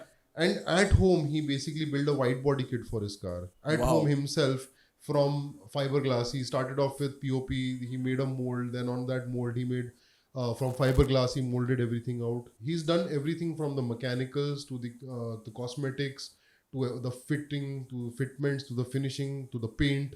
everything done in-house by this one guy. That's Took him 1.5 commendable, bro. years, but he's done a brilliant job. Shout out to you, bro. I mean, Abin. you know who you are. And He's- I think what he's saying also is more about that it's a time, the time consumed into researching Yeah. to do something, because even when it came to building my own also, And I'm it's, working. it's also about trusting yourself. Yeah. I'd Yeah. never trust myself with the build, bro. I know I'm going to screw up. I know after two months, my car is not even going to start if I touch it. But also, have you tried to mod your own car? No, I tried. So I came to know a long time back that I'm bad with these things. Because during the Walkman era, you remember? Yeah, when yeah, we of had course. those The two-in-ones, Sonys, yeah. boom boxes and all. I had this, I don't know, this weird craze of opening them all up. I used to love opening them up. I used to open and dismantle the whole thing and like, fuck, now what do I do? And like for 4 days, it's just been lying there gathering dust. And I think till now, probably I might have opened like about 4 or 5 Walkmans, and I'm only able to put one back together. Bro, इतना अकल भी नहीं था ना, internet इतना अच्छा नहीं था उस टाइम कि you can इंटरनेट होने open. के बाद भी नहीं समझ में आता है. I can guarantee myself. Oh shit. So and thankfully these were not those original Sony Walkmans. You know, Nainital. you Yeah, had yeah. those Bhotia Bro, market over silver there. का Bhutia market वाला. हाँ, हाँ. वहाँ से 400-500 सोनम रुपए एक वाले ये वाला. आईबा. तो वो वाले थे वो 200-500 रुपए वाले. तो इसलिए आई एम नॉट लाइक, ऐसा नहीं है कि मैं वो ओरिजिनल सोनी के 12-15 हजार वाले खोल के तोड़ दिए. But yeah, so that is the time I realize कि ब्रो नहीं, you are not doing this. And even when sometimes you have to eventually wrench kahin na kahin to na. Yeah, true. So whenever I'm wrenching my own car, I'm either cutting myself or I'm bruising myself, or I don't know, I somehow land up with having grease on weird parts of my body which were never exposed in the first place. Oh shit. It's like I'm like, nahi, ye nahi ho payega mere se, because I am definitely going to ruin the car. Bro, but I'm seeing a lot of people these days doing the servicings themselves. Like especially people who go outside India and they come back. वो ये लग जाता है ना. So it's two things, I think. I believe it's two things. It's one is Americanization of the person where they have a garage, they do themselves. हम भी खुद से करेंगे. वो वहाँ पे करते हैं because labor महंगी है उनकी. वहाँ पे एक बार किसी को घर पे बोला $400 ले ले, वो खाली देखने का, हाथ लगाने से भी पहले. So I think that is one thing, and second thing is some of them are actually genuinely interested in doing it, which is a great thing. Nothing Because against. I was talking to someone. Sorry. Yeah, no, Continue. I think it's labor mainly, because an experience of me only growing up there, we had our own tool corner, because we wouldn't call someone from out to do. We would do everything ourselves. But my dad was like that. He wanted to do everything. It would be a chair also opened up, put the screw yourself, put this yourself. But that's the difference, bro. Like I feel that culture and that upbringing needs to happen. Like Yes. there are some people who have seen their folks like work on their bikes. They get that, they understand इससे ये होता है, ये spark plug है, खोल के ये कर लूंगा मैं, वो कर लूंगा. You learn it from Otherwise home, people, honestly. A lot of the guys who I come across for these videos which I do, Yeah. quite a few of them are with those kind of backgrounds where their father has a garage or their uncle has a workshop, where these guys have been sitting over there since they were children, seeing their father or their uncle working on their cars. And so होता क्या है कि वो बैठे बैठे 10-12 साल से they're watching, they're seeing cars getting serviced, this and that. They want to do something unique. Like for example, even that Innova guy who you spoke about, he's from Goa. He's from His name Ponda. is Deep Raj. Deep Raj, yeah. So he's from Ponda. And he also has his father's workshop is there. So all the cars that get built are at his father's workshop. And he's the generation after his father who said ki, I want to also be part of this same business as my father, my family business. Yeah. But how do I not make it boring? How do I make it interesting, not just for other people, but for me also? Yeah. So he's the kind of guy who thinks in both directions. He thinks about it as content as well, where he's making stuff for content, but at the same time something unique which nobody else has done. Like right now, I don't know if I should be talking about this or not, but he didn't mention, so I would. He's building another car. I believe it's a Gypsy. A normal Gypsy, not like a battery operated car. Yeah. Normal petrol engine Gypsy, Yeah. which he's working a way to operate it with a remote control. Oh, So a 1:1 scale RC car is what he's working. Wow. So he's doing these crazy projects, something totally hatke which nobody else has done in the entire country. And obviously if you're doing something like this, you'll get crazy eyeballs, right? Of Yeah. course, man. Out of the box. And I think before he built the Innova, he did the 800. 800. 800 yeah. on- I on sat in that videos. 800. Ah. That 800 is mad. Have you seen that 800? No. Oh my god, that 800 is mad. So basically, it's a Gypsy body. Uh-huh. Sorry, a Gypsy chassis. Ah. It's got the gypsy suspensions, everything. So your normal 800 will be here somewhere, right? The roof will end up here. This 800 starts here. What do you say? It's a monster truck. It's a mini monster truck 800. यहाँ पे उसकी body चालू होती है. यहाँ से यहाँ तक suspensions है. And I've seen it in person, and because being in Goa, I wanted to go see it. It looks very cute. It looks awesome. And it looks big. So it looks cute and big. Like and it can go anywhere because it's a gypsy. नीचे proper 4-wheel drive system है. It's got proper big locking divs. It's got proper big tires, off-road tires. वो बंदा मेरे को जब लेके गया था लाइक ये देखो अभी मैं आपको दिखाता हूँ झाड़ी वाड़ी के बीच में मैं नीचे देख रहा हूँ like fuck there is a drop this directly like a 15 feet drop like this like no problem don't worry bye and car just went smoothly through it. Bro, I was following these guys on YouTube. I don't know, you would know, I forgot their names. They were in they're from either Telangana or somewhere. They used to mod cars. There's a page on YouTube where they make videos and they made a small van, like a monster truck van. Omni का बनाया था क्या? हाँ.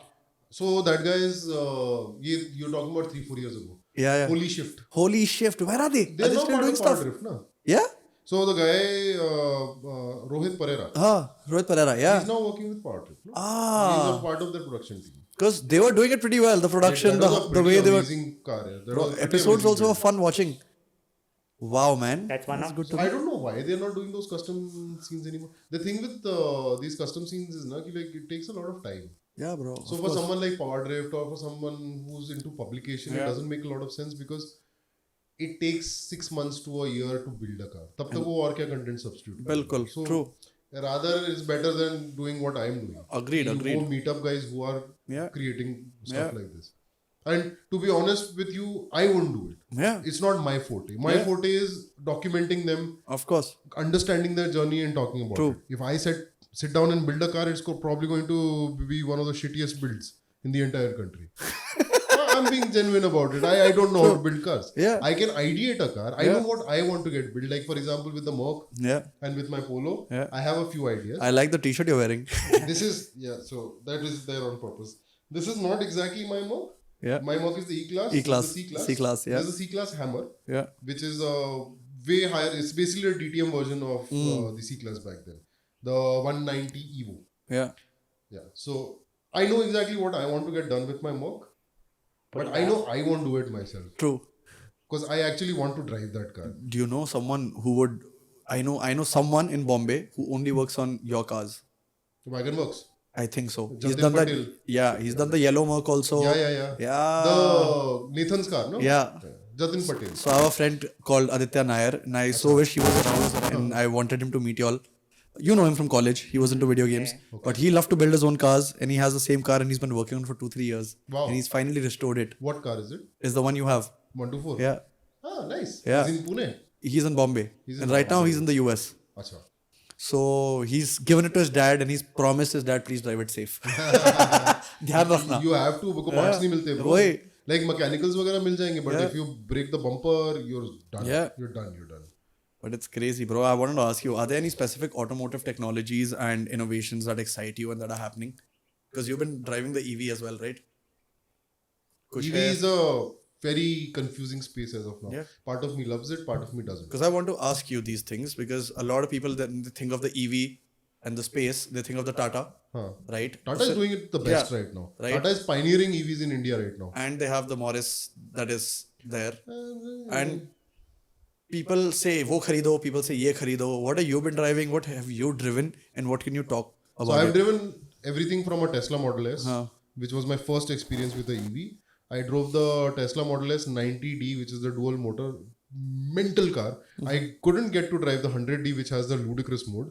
But this is good enough. I've heard of that. This is good enough. This is fast. The ludicrous mode is literally ludicrous. It's not something you're going to use. India में तो use ही नहीं कर पाओगे. Airstrip पे चलाने का वो. It is mad fast. I mean, and the thing with EVs is that the acceleration is so instant. Like with a car, with a petrol or a diesel engine car, you have to wait for the machine parts, the cogs to move, the engine to produce power, send it to the clutch, to the transmission, transmission is sending it. So there's a delay. In that delay, your body get accustomed कि देखो अभी इतना horsepower आने वाला है, इतना torque आने वाला है. So your body is sort of prepared. In EVs, done. You smash on the throttle and instantly you have that power to the wheel. So it is so unnatural that in the Tesla, my breathing stopped For a What good you 2-3 seconds, I couldn't breathe because wow. it pushes your organs back. It literally pushes your. There's so much of G-force at that particular moment when you're accelerating, especially from standstill. I did an acceleration from standstill, completely stopped, off the brake and directly on the pedals. It is so much of force, no? It is so much of force that your body and your brain doesn't know what to do with it, to be honest That's with you. crazy. And this is a Tesla Model S. I'm talking about 2018. The technology from then till now has come so far up. Like for example, cars like the Rimac Nivara. You heard of it? Yeah.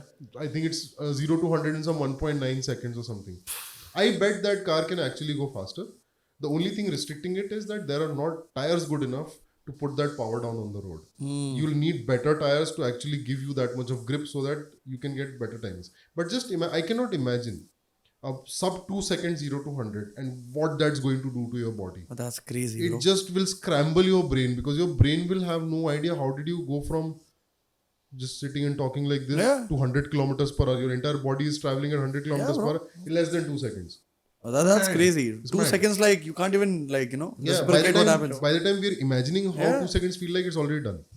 That's It's fast. What is happening with the tech? Like you've seen how many miles it gives. You think it's getting better now with the EV in India? In India, progress is a little slow because adoption is a little bit slow. And honestly, in India currently, you don't need that high mileage EV because right now most of us are getting used to EVs. Right? It's still a far-fetched concept for a lot of people because see, even abroad also, even here, more here, little bit abroad as well. EVs, I still figure and I still consider EVs as your second car. You can't only rely on an EV. You have to have another car. Agreed. So when that is the situation, then what is your EV for? Your EV is basically for traveling around the city. Yeah. So you don't need too many, you don't need a very high powered battery. You don't need a lot of range.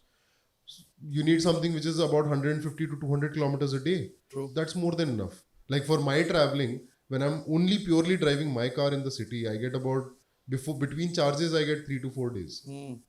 Which is more than enough, right? True. And mine is the basic EV. I have the Tiago EV, Yeah. which is the smallest battery pack you can get.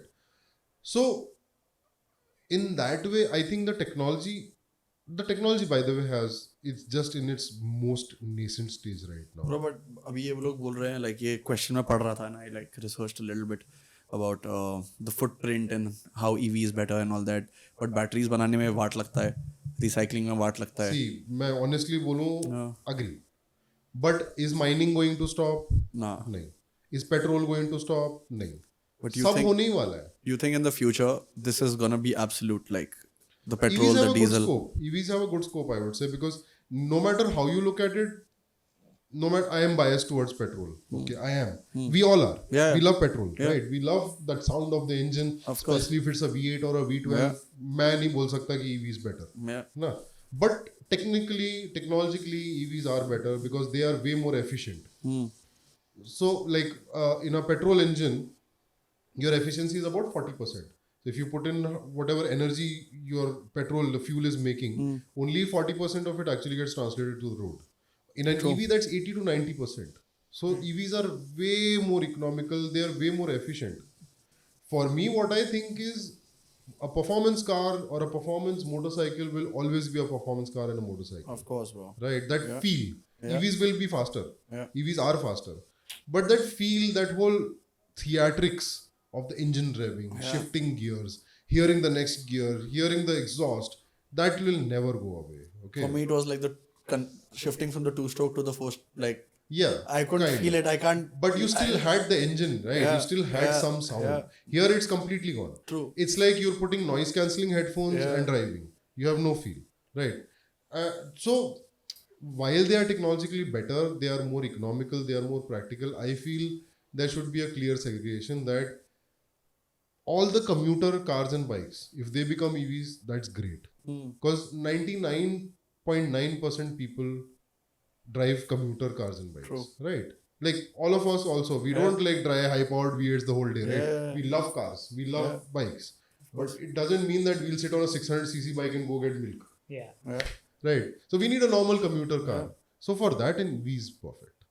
But then you should. So my whole logic is this only, that I bought a EV based on this logic, that the EV that I have is going to cover my Monday to Friday. True. Saturday, Sunday, I take my nice car out I'll send and it. I pay for it. So currently, my nice cars are the Merc and the Polo. Of course. I take those out on the weekends. Whenever I have to go on a long drive, this and that, I take those. And the advantage that I've had is that my fuel bills have gone from about 35,000-40,000 a month to 3,000 rupees a month. Oh, that's crazy. That's a mass difference. And how's the electronic charges like? What's the bijli bill? If I do it at home, a full charge is like 180-200 rupees. That's not bad at all. Day before yesterday, like last week, I went to Bombay and came back in the EV. My total cost of going and coming was 600 rupees. The toll was more expensive. I paid 375 rupees one way, no now. Yeah.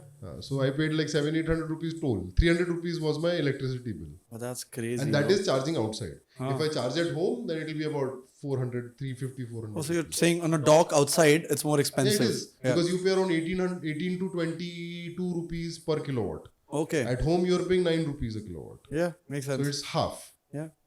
But I think government policies will also change for EV. हो रही है already. There are already a ton of policies. अपने इधर main problem क्या है ना? Policies बनती बहुत है, implement बहुत कम होती है. बिल्कुल. That is the main issue. Yeah. Policies सब हैं, everything is in place, and the right policies are in place. भाई रोड बना They दिया need सही to नहीं करेंगे. implement it.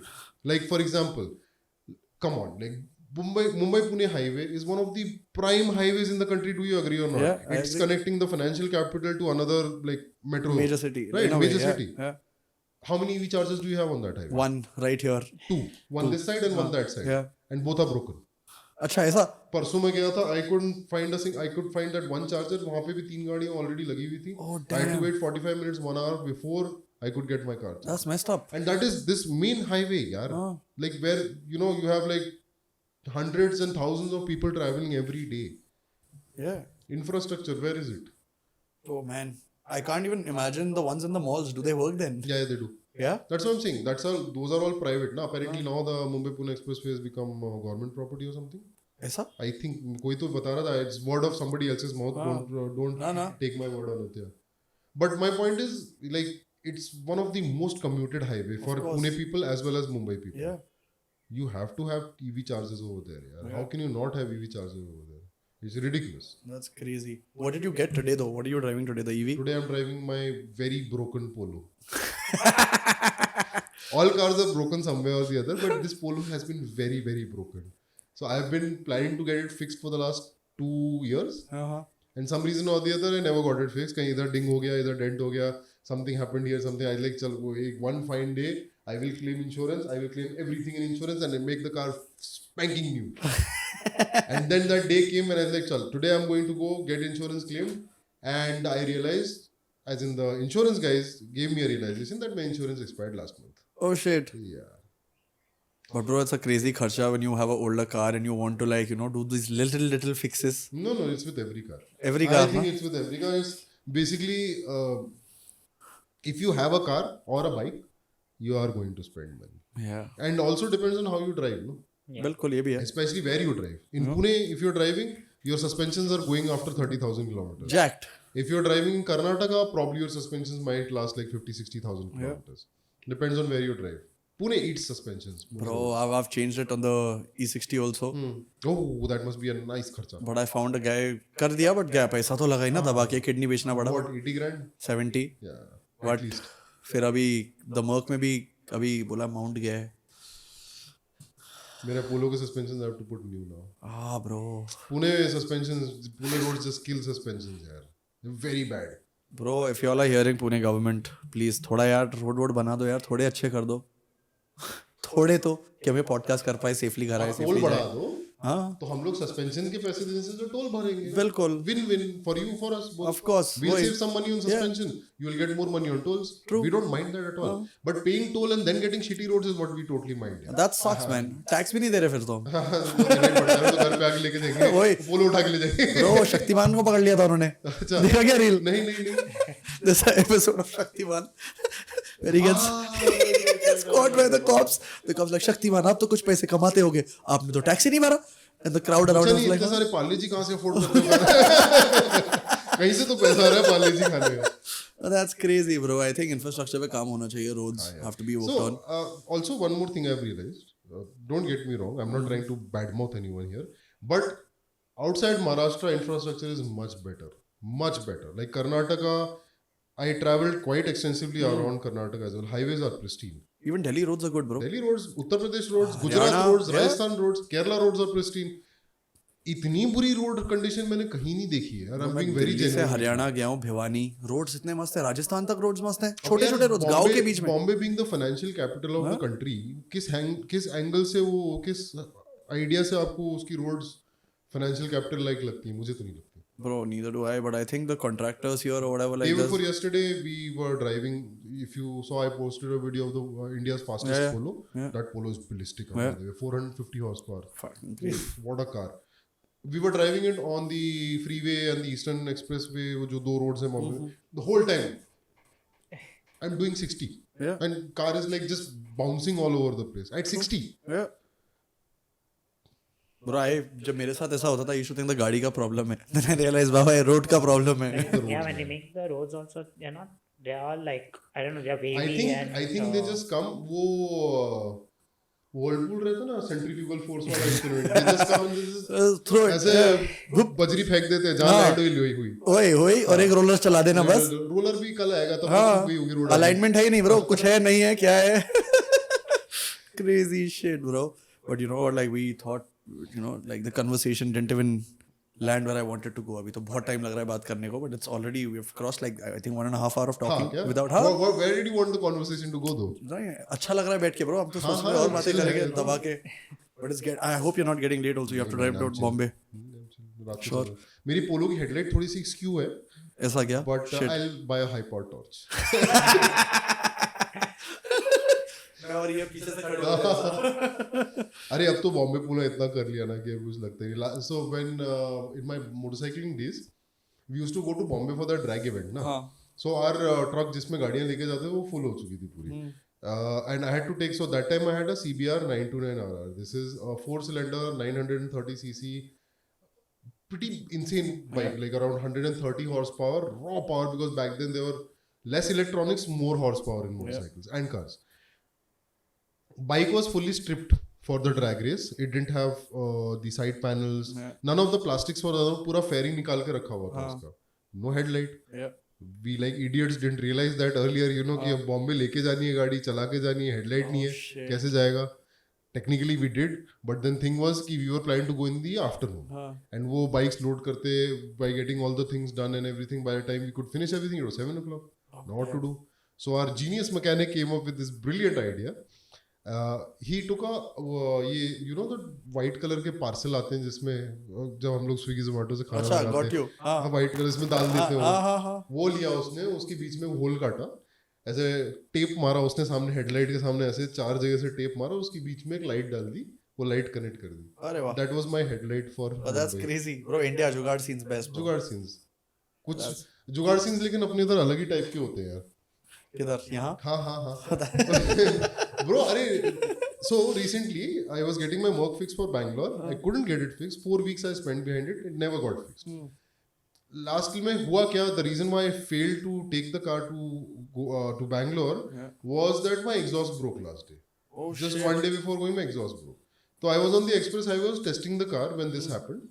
And वहाँ पे साइड में there was this puncher guy. Like कि भैया कुछ कर सकते हैं क्या? He's like हाँ no worries जुगाड़ हो जाएगा भैया. मैं एक काम करेंगे, हम एक तार लाएंगे, तार से आपका एग्जॉस्ट बांध देंगे. मैंने कहा ठीक है बांध दो, आप एग्जॉस्ट बांध दो तार से नीचे, कल मैं घर जाके फिक्स कर लूँगा. So he was doing his scene, मैं अपना ब्लॉग कर रहा हूँ, टॉकिंग लाइक देखो जुगाड़ है इंडिया में, जुगाड़ में कुछ भी हो जाता है, काम चल जाता है, ये हो. आई एम सुपर हैप्पी कि भाई गाड़ी का एग्जॉस्ट गिरेगा नहीं. I will reach back Pune. Next day I go to my guy, he puts the car up on the ramp. नीचे देखते हैं तो लाइक ये एग्जॉस्ट कौन बांधा है? मैंने कहा कुछ नहीं, रास्ते में एक there was this puncture guy, he said he will help me out. उसने बांध दिया. ब्रो उसने तेरा एग्जॉस्ट प्रॉप शाफ्ट पे बांधा हुआ है. So and it was a metal wire on my prop shaft, and वहां से वहां तक वो प्रॉप शाफ्ट घिस रही थी basically. Prop shaft is rotating and the rotation में दैट वायर इज घसोइंग the prop shaft and shaved half my prop shaft off. Oh shit bro. Jugaad होता है बट वो जुगाड़ से 4 चीजें जो ठीक होनी वो भी खराब हो. वो बोलते हैं ना ज्यादा अकल लगाएगा गू खाएगा. Crazy it was. But पहुंच गए पुणे. Bro, I hope मेरे को सुन के डर लग रहा है bro. I gave my car to this guy now, जो घर के पास ही है. His name's नहीं लूंगा नाम छोड़ो. तो उसने सब चेक कर लिया. Depends, ये I podcast के call बाद him. जब कार ठीक हुआ है नहीं उसका नाम वही बताओ. मैं कॉल करता हूँ, he doesn't pick up my call, then he picks up my call next day. हाँ सर देखा है, पार्ट मंगाया सर, पार्ट पक्का नहीं आएगा बट जब आएगा हो जाएगा. So I listed him things down. US से दोस्त ने बताया ये प्रॉब्लम हो सकता है, ये चेक किया नहीं, पानी भी आ रहा है, टॉर्च लाइट मार के देखा रेगुलेटर तक पहुंच रहा है, सब हो रहा है, पंखा चलता है बंद हो जाता है. मैंने कहा चलता है बंद हो जाता है, गाड़ी गर्म होगी तभी तो पंखा चलेगा ना. हाँ, उसका वही वो भी चल रहा है, गर्म हो रही है तो चलता है. हाँ. तो मैंने कहा प्रॉब्लम क्या है, शायद सेंसर है. मैंने कहा ब्रो बता तो प्रॉब्लम क्या है. कुछ एक साथ ऐसा हुआ था वेरी सैड. आपका क्या खराब हुआ था ब्रो, यू नो अपना इंजन के अंदर what are those things bro, मैं तो नाम ही भूल गया हूँ अभी bro, talking right now. Timing नहीं ब्रो, अपना वाल्व का क्या रहता है ब्रो, लाइक अपना इंजेक्टर्स. तो अभी मैंने बोला, माय फ्रेंड टोल्ड मी कि अगर तेरा what do you call it man, fuck क्या हो गया है मुझे अभी, अपना बाइक में स्पार्क प्लग रहता है ना, वैसे ही जो सीन है, there are 4 or 5 right. Depends on the number of. हाँ, एक निकाल के चेक कर उसमें चल रहा है नहीं चल रहा है. If this one's not working take one and check there if it's working. तो मैकेनिक बोल रहा है 6 के 6 चेंज करो. हाँ. So I realized, bro, I need to go. Not BMW. This is one place announced. No. This is with your The BM, yeah. 6 So I realized I have to take someone. I have to take someone with me who has knowledge, bro. नहीं तो मेरा तो वाट लगेगा bro, kidney lung सब बेचना पड़ेगा मेरे को. नहीं वो तो बहुत सीन होते हैं यार. So this friend's friend in Bombay, she by mistake bought a used BMW. That is the worst mistake you can ever do. If you are not into cars and if you don't plan to be under your car or you know understand the mechanicals, buying a used BMW or a Merc actually, any German car is the worst. वो बंदी के गाड़ी में हर तीसरे दिन में there's a oil leak from here, there's a oil leak from now. With BMWs that's any which is pretty natural. Oil leaks होते ही हैं. But figuring out where that oil leak is, what issues are there, if you are not knowing, people can take you for a massive ride where you will lose money by the thousands or even the lakhs. Still not get your issues fixed. True that, bro. So I just realized now, I'm like, I get my car back from him, I'm gonna take it to a decent guy now. I'll ask you where to go, bro. But with your car guy, with your car ka scene na, what I think you should tell him is, it's a recent car, like a 2014. So these cars all have sensors and all these sensors you can connect it to the OBD. No, so the OBD is telling you there's no issue. So he's like sensor में issue हो सकता है कि it's going 120. नहीं, if sensor में issue है तो sensor is the first thing. Exactly, but he's like वो problem नहीं है, तो मेरे ख्याल से कुछ तो ऐसा है कि हम रख के देखते हैं अभी. मैंने कहा अभी क्या, it's like yo, it's like you have an issue but you can't even dissect it. तो maybe what you should do is take it to Merc once, Mercedes for a diagnostic. Don't get it fixed over there or they'll bankrupt you. You'll have to take a loan out. But take it to Merc, at least get it diagnosed. I think they don't charge too much. 2-5 हज़ार रुपए charge करेंगे. Of course, for the testing, right? Yeah. They'll diagnose everything. They'll pinpoint what the issue is. Then you get it fixed from outside. That's Most true. people do that too. There I think that's the best there thing. are many good people who actually put their full computer, check it, and I think go with those. No, I mean I go to those guys only, bro. But when I went to the bigger guys who are only taking your bigger cars, they gave me bigger bills also for no reason, bro. And I'm like, the same part here is so much cheaper than you.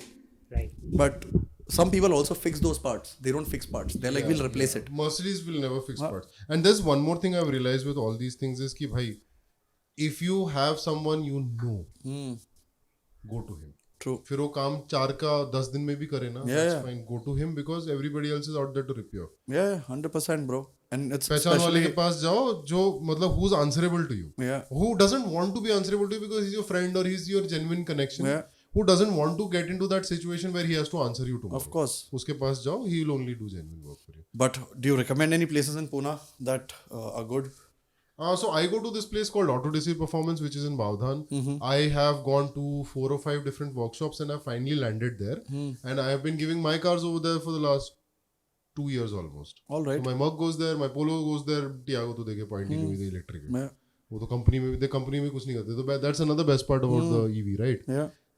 In your normal car, servicing is like oil change, this, that. कुछ नहीं करो तो भी 10,000 का bill आता है. In the EV, the only thing you need to change is your transmission oil, which is $400 or something like that. Done. That's crazy, bro. But yeah, EVs are very cost effective here. EVs are super cost effective. I was just calculating. So I have driven my EV about 13,000 kilometers now in 6 months or so. Like if I would have driven the Polo that much, I would have ended up paying about 1,30,000 to 1,40,000 rupees in fuel bills. Easy. The total amount of money I've paid in recharges is about 22,000 rupees.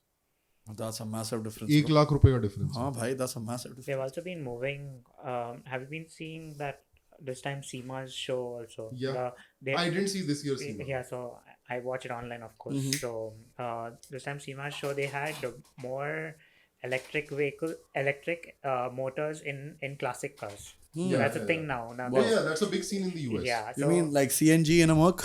No, that kind of stuff? Resto mod. Like they'll take out the engine and they'll put a EV. They'll put And so mostly most of the cars I think are running Tesla parts. Yeah. Wow. Tesla batteries, Tesla motors, because Tesla motors are currently one of the best in the industry. And they give you out engines also? Or they're taking out from the cars and putting it in? So these are generally scrapped cars which have gone through total loss. But I think They also- retrieve the engine and the motor and the battery. Wow. But I also think Tesla is an open source where you can know, in a way. Tesla actually is kind of going in the direction Apple is, which is where they're opposing right to repair. Oh shit. But what? So they are trying to hammer those things out, but Tesla charges outrageously for their cars. For their business logic is, if your car is broken, if it's got some damage, if it's an accident, do something. The parts are so expensive that the cars automatically go in total loss, so that you can buy a new car. So their whole scene is to circulate new cars in the market. Wow, man. So the parts are quite expensive. I was just reading about it day before yesterday. The Cybertruck parts are insane expensive, man. Like $4,000 for the wiper or something like that. $2,000, $2,500 for the wiper. You mean 1 lakh, like 60,000 bucks? No, $2,000. Yeah. Some 1.5 lakh rupees for the wiper. Holy shit. And how much must be the car costing? Car starts at what? $60,000-$70,000? The basic, and the top end goes to about 1 lakh. The bulletproof and shit. $120,000, $110,000, something like that.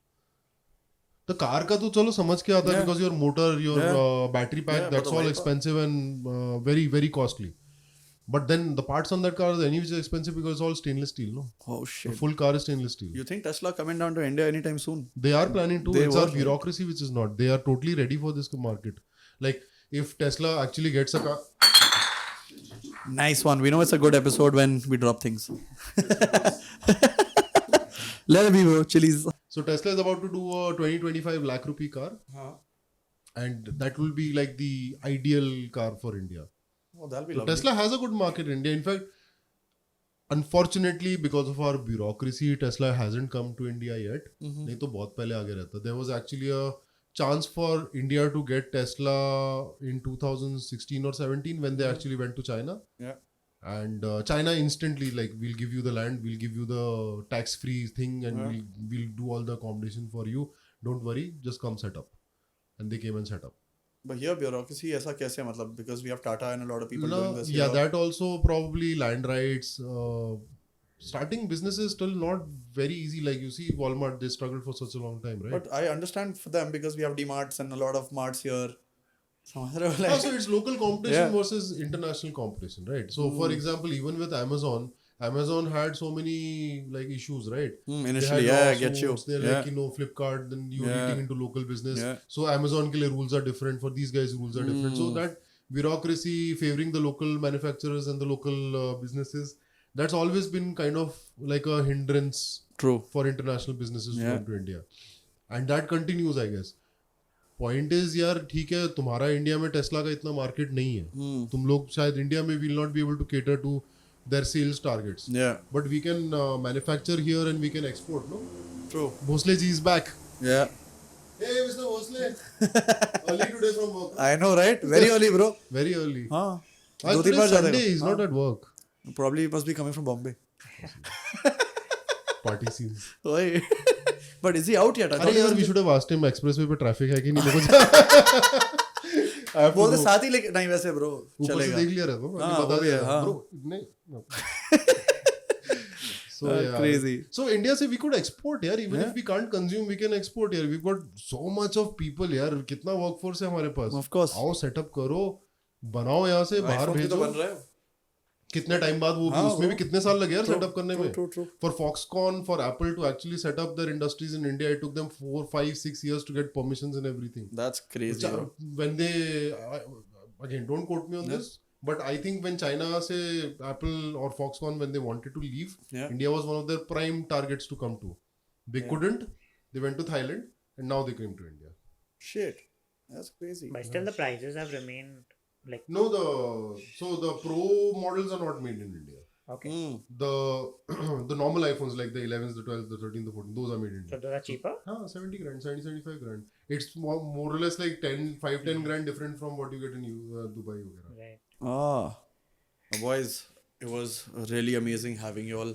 Hang on. Man, we didn't realize that हम 1 घंटा बोल के 2 घंटा तो mark touch कर गए हैं आज. Wow, क्या बात है. I hope it was interesting. Bro, it was fun. It was mad fun. It was very casual also. So it was really nice that we chilled, talked, spoke. I think this is the first time I've spoken so much without beer or any sort of intoxication. Bro, but you were driving, right? But that's a different intoxication for a different place, not when we are settled down. But yeah, I mean, driving gives a lot of good memories to talk about. True that. But when you're back here next, it'll be fun that you're here for a day or two, you're chilling here, then we'll sit and do a session, bro. For sure. But bro, you want to close your remarks on something? You want to talk about something? कुछ है बात करने को अंदर से before we say goodbye? Like, just had a great time. It was amazing talking and just expressing. And this is, by the way, my first podcast where I have been on. And it's been an incredible time meeting both of you. Likewise. And I am actually waiting कि ये podcast कब खत्म हो और नीचे जाके I'll check out his है ना वही और पता है क्या 20 मिनट इसको भी बचा है शूट करने को वीडियो को, सो वी थॉट कि 1-2 उसका भी क्लिप्स बनाते हैं, डालना चाहिए. मजा आएगा. For sure. Well, I just hope that first of all you guys enjoyed it and whoever is We doing did, it, man. they enjoyed It was it and they find informative. this Yeah, fun to watch. it was my first podcast also. So I think good. We both broke our podcasting virginity on this show. And I'm happy it happened here. Yes. So happy all were here. For the folks who have not followed them or don't know, please go follow my bro Bhuvan and Roshan. I'll put their Instagram links down below. Check out his content. It's amazing. And the guys who love cars, bikes, y'all fucking need to follow, bro, because y'all missing out. Also, I want to say thank you to Moonshine for sponsoring us with amazing mead. And last but not least, Mexican Masala. Of course, we're going to belt some tacos now. And so these guys sponsored us with our food now until forever, lifetime, infinity scenes. Nice. So we're going to check them out, eat your food, and please, guys, check them out on Instagram, follow them. And bro, don't forget to share, subscribe, and like, comment, please. Dhanyawad. Peace. See ya. Bye.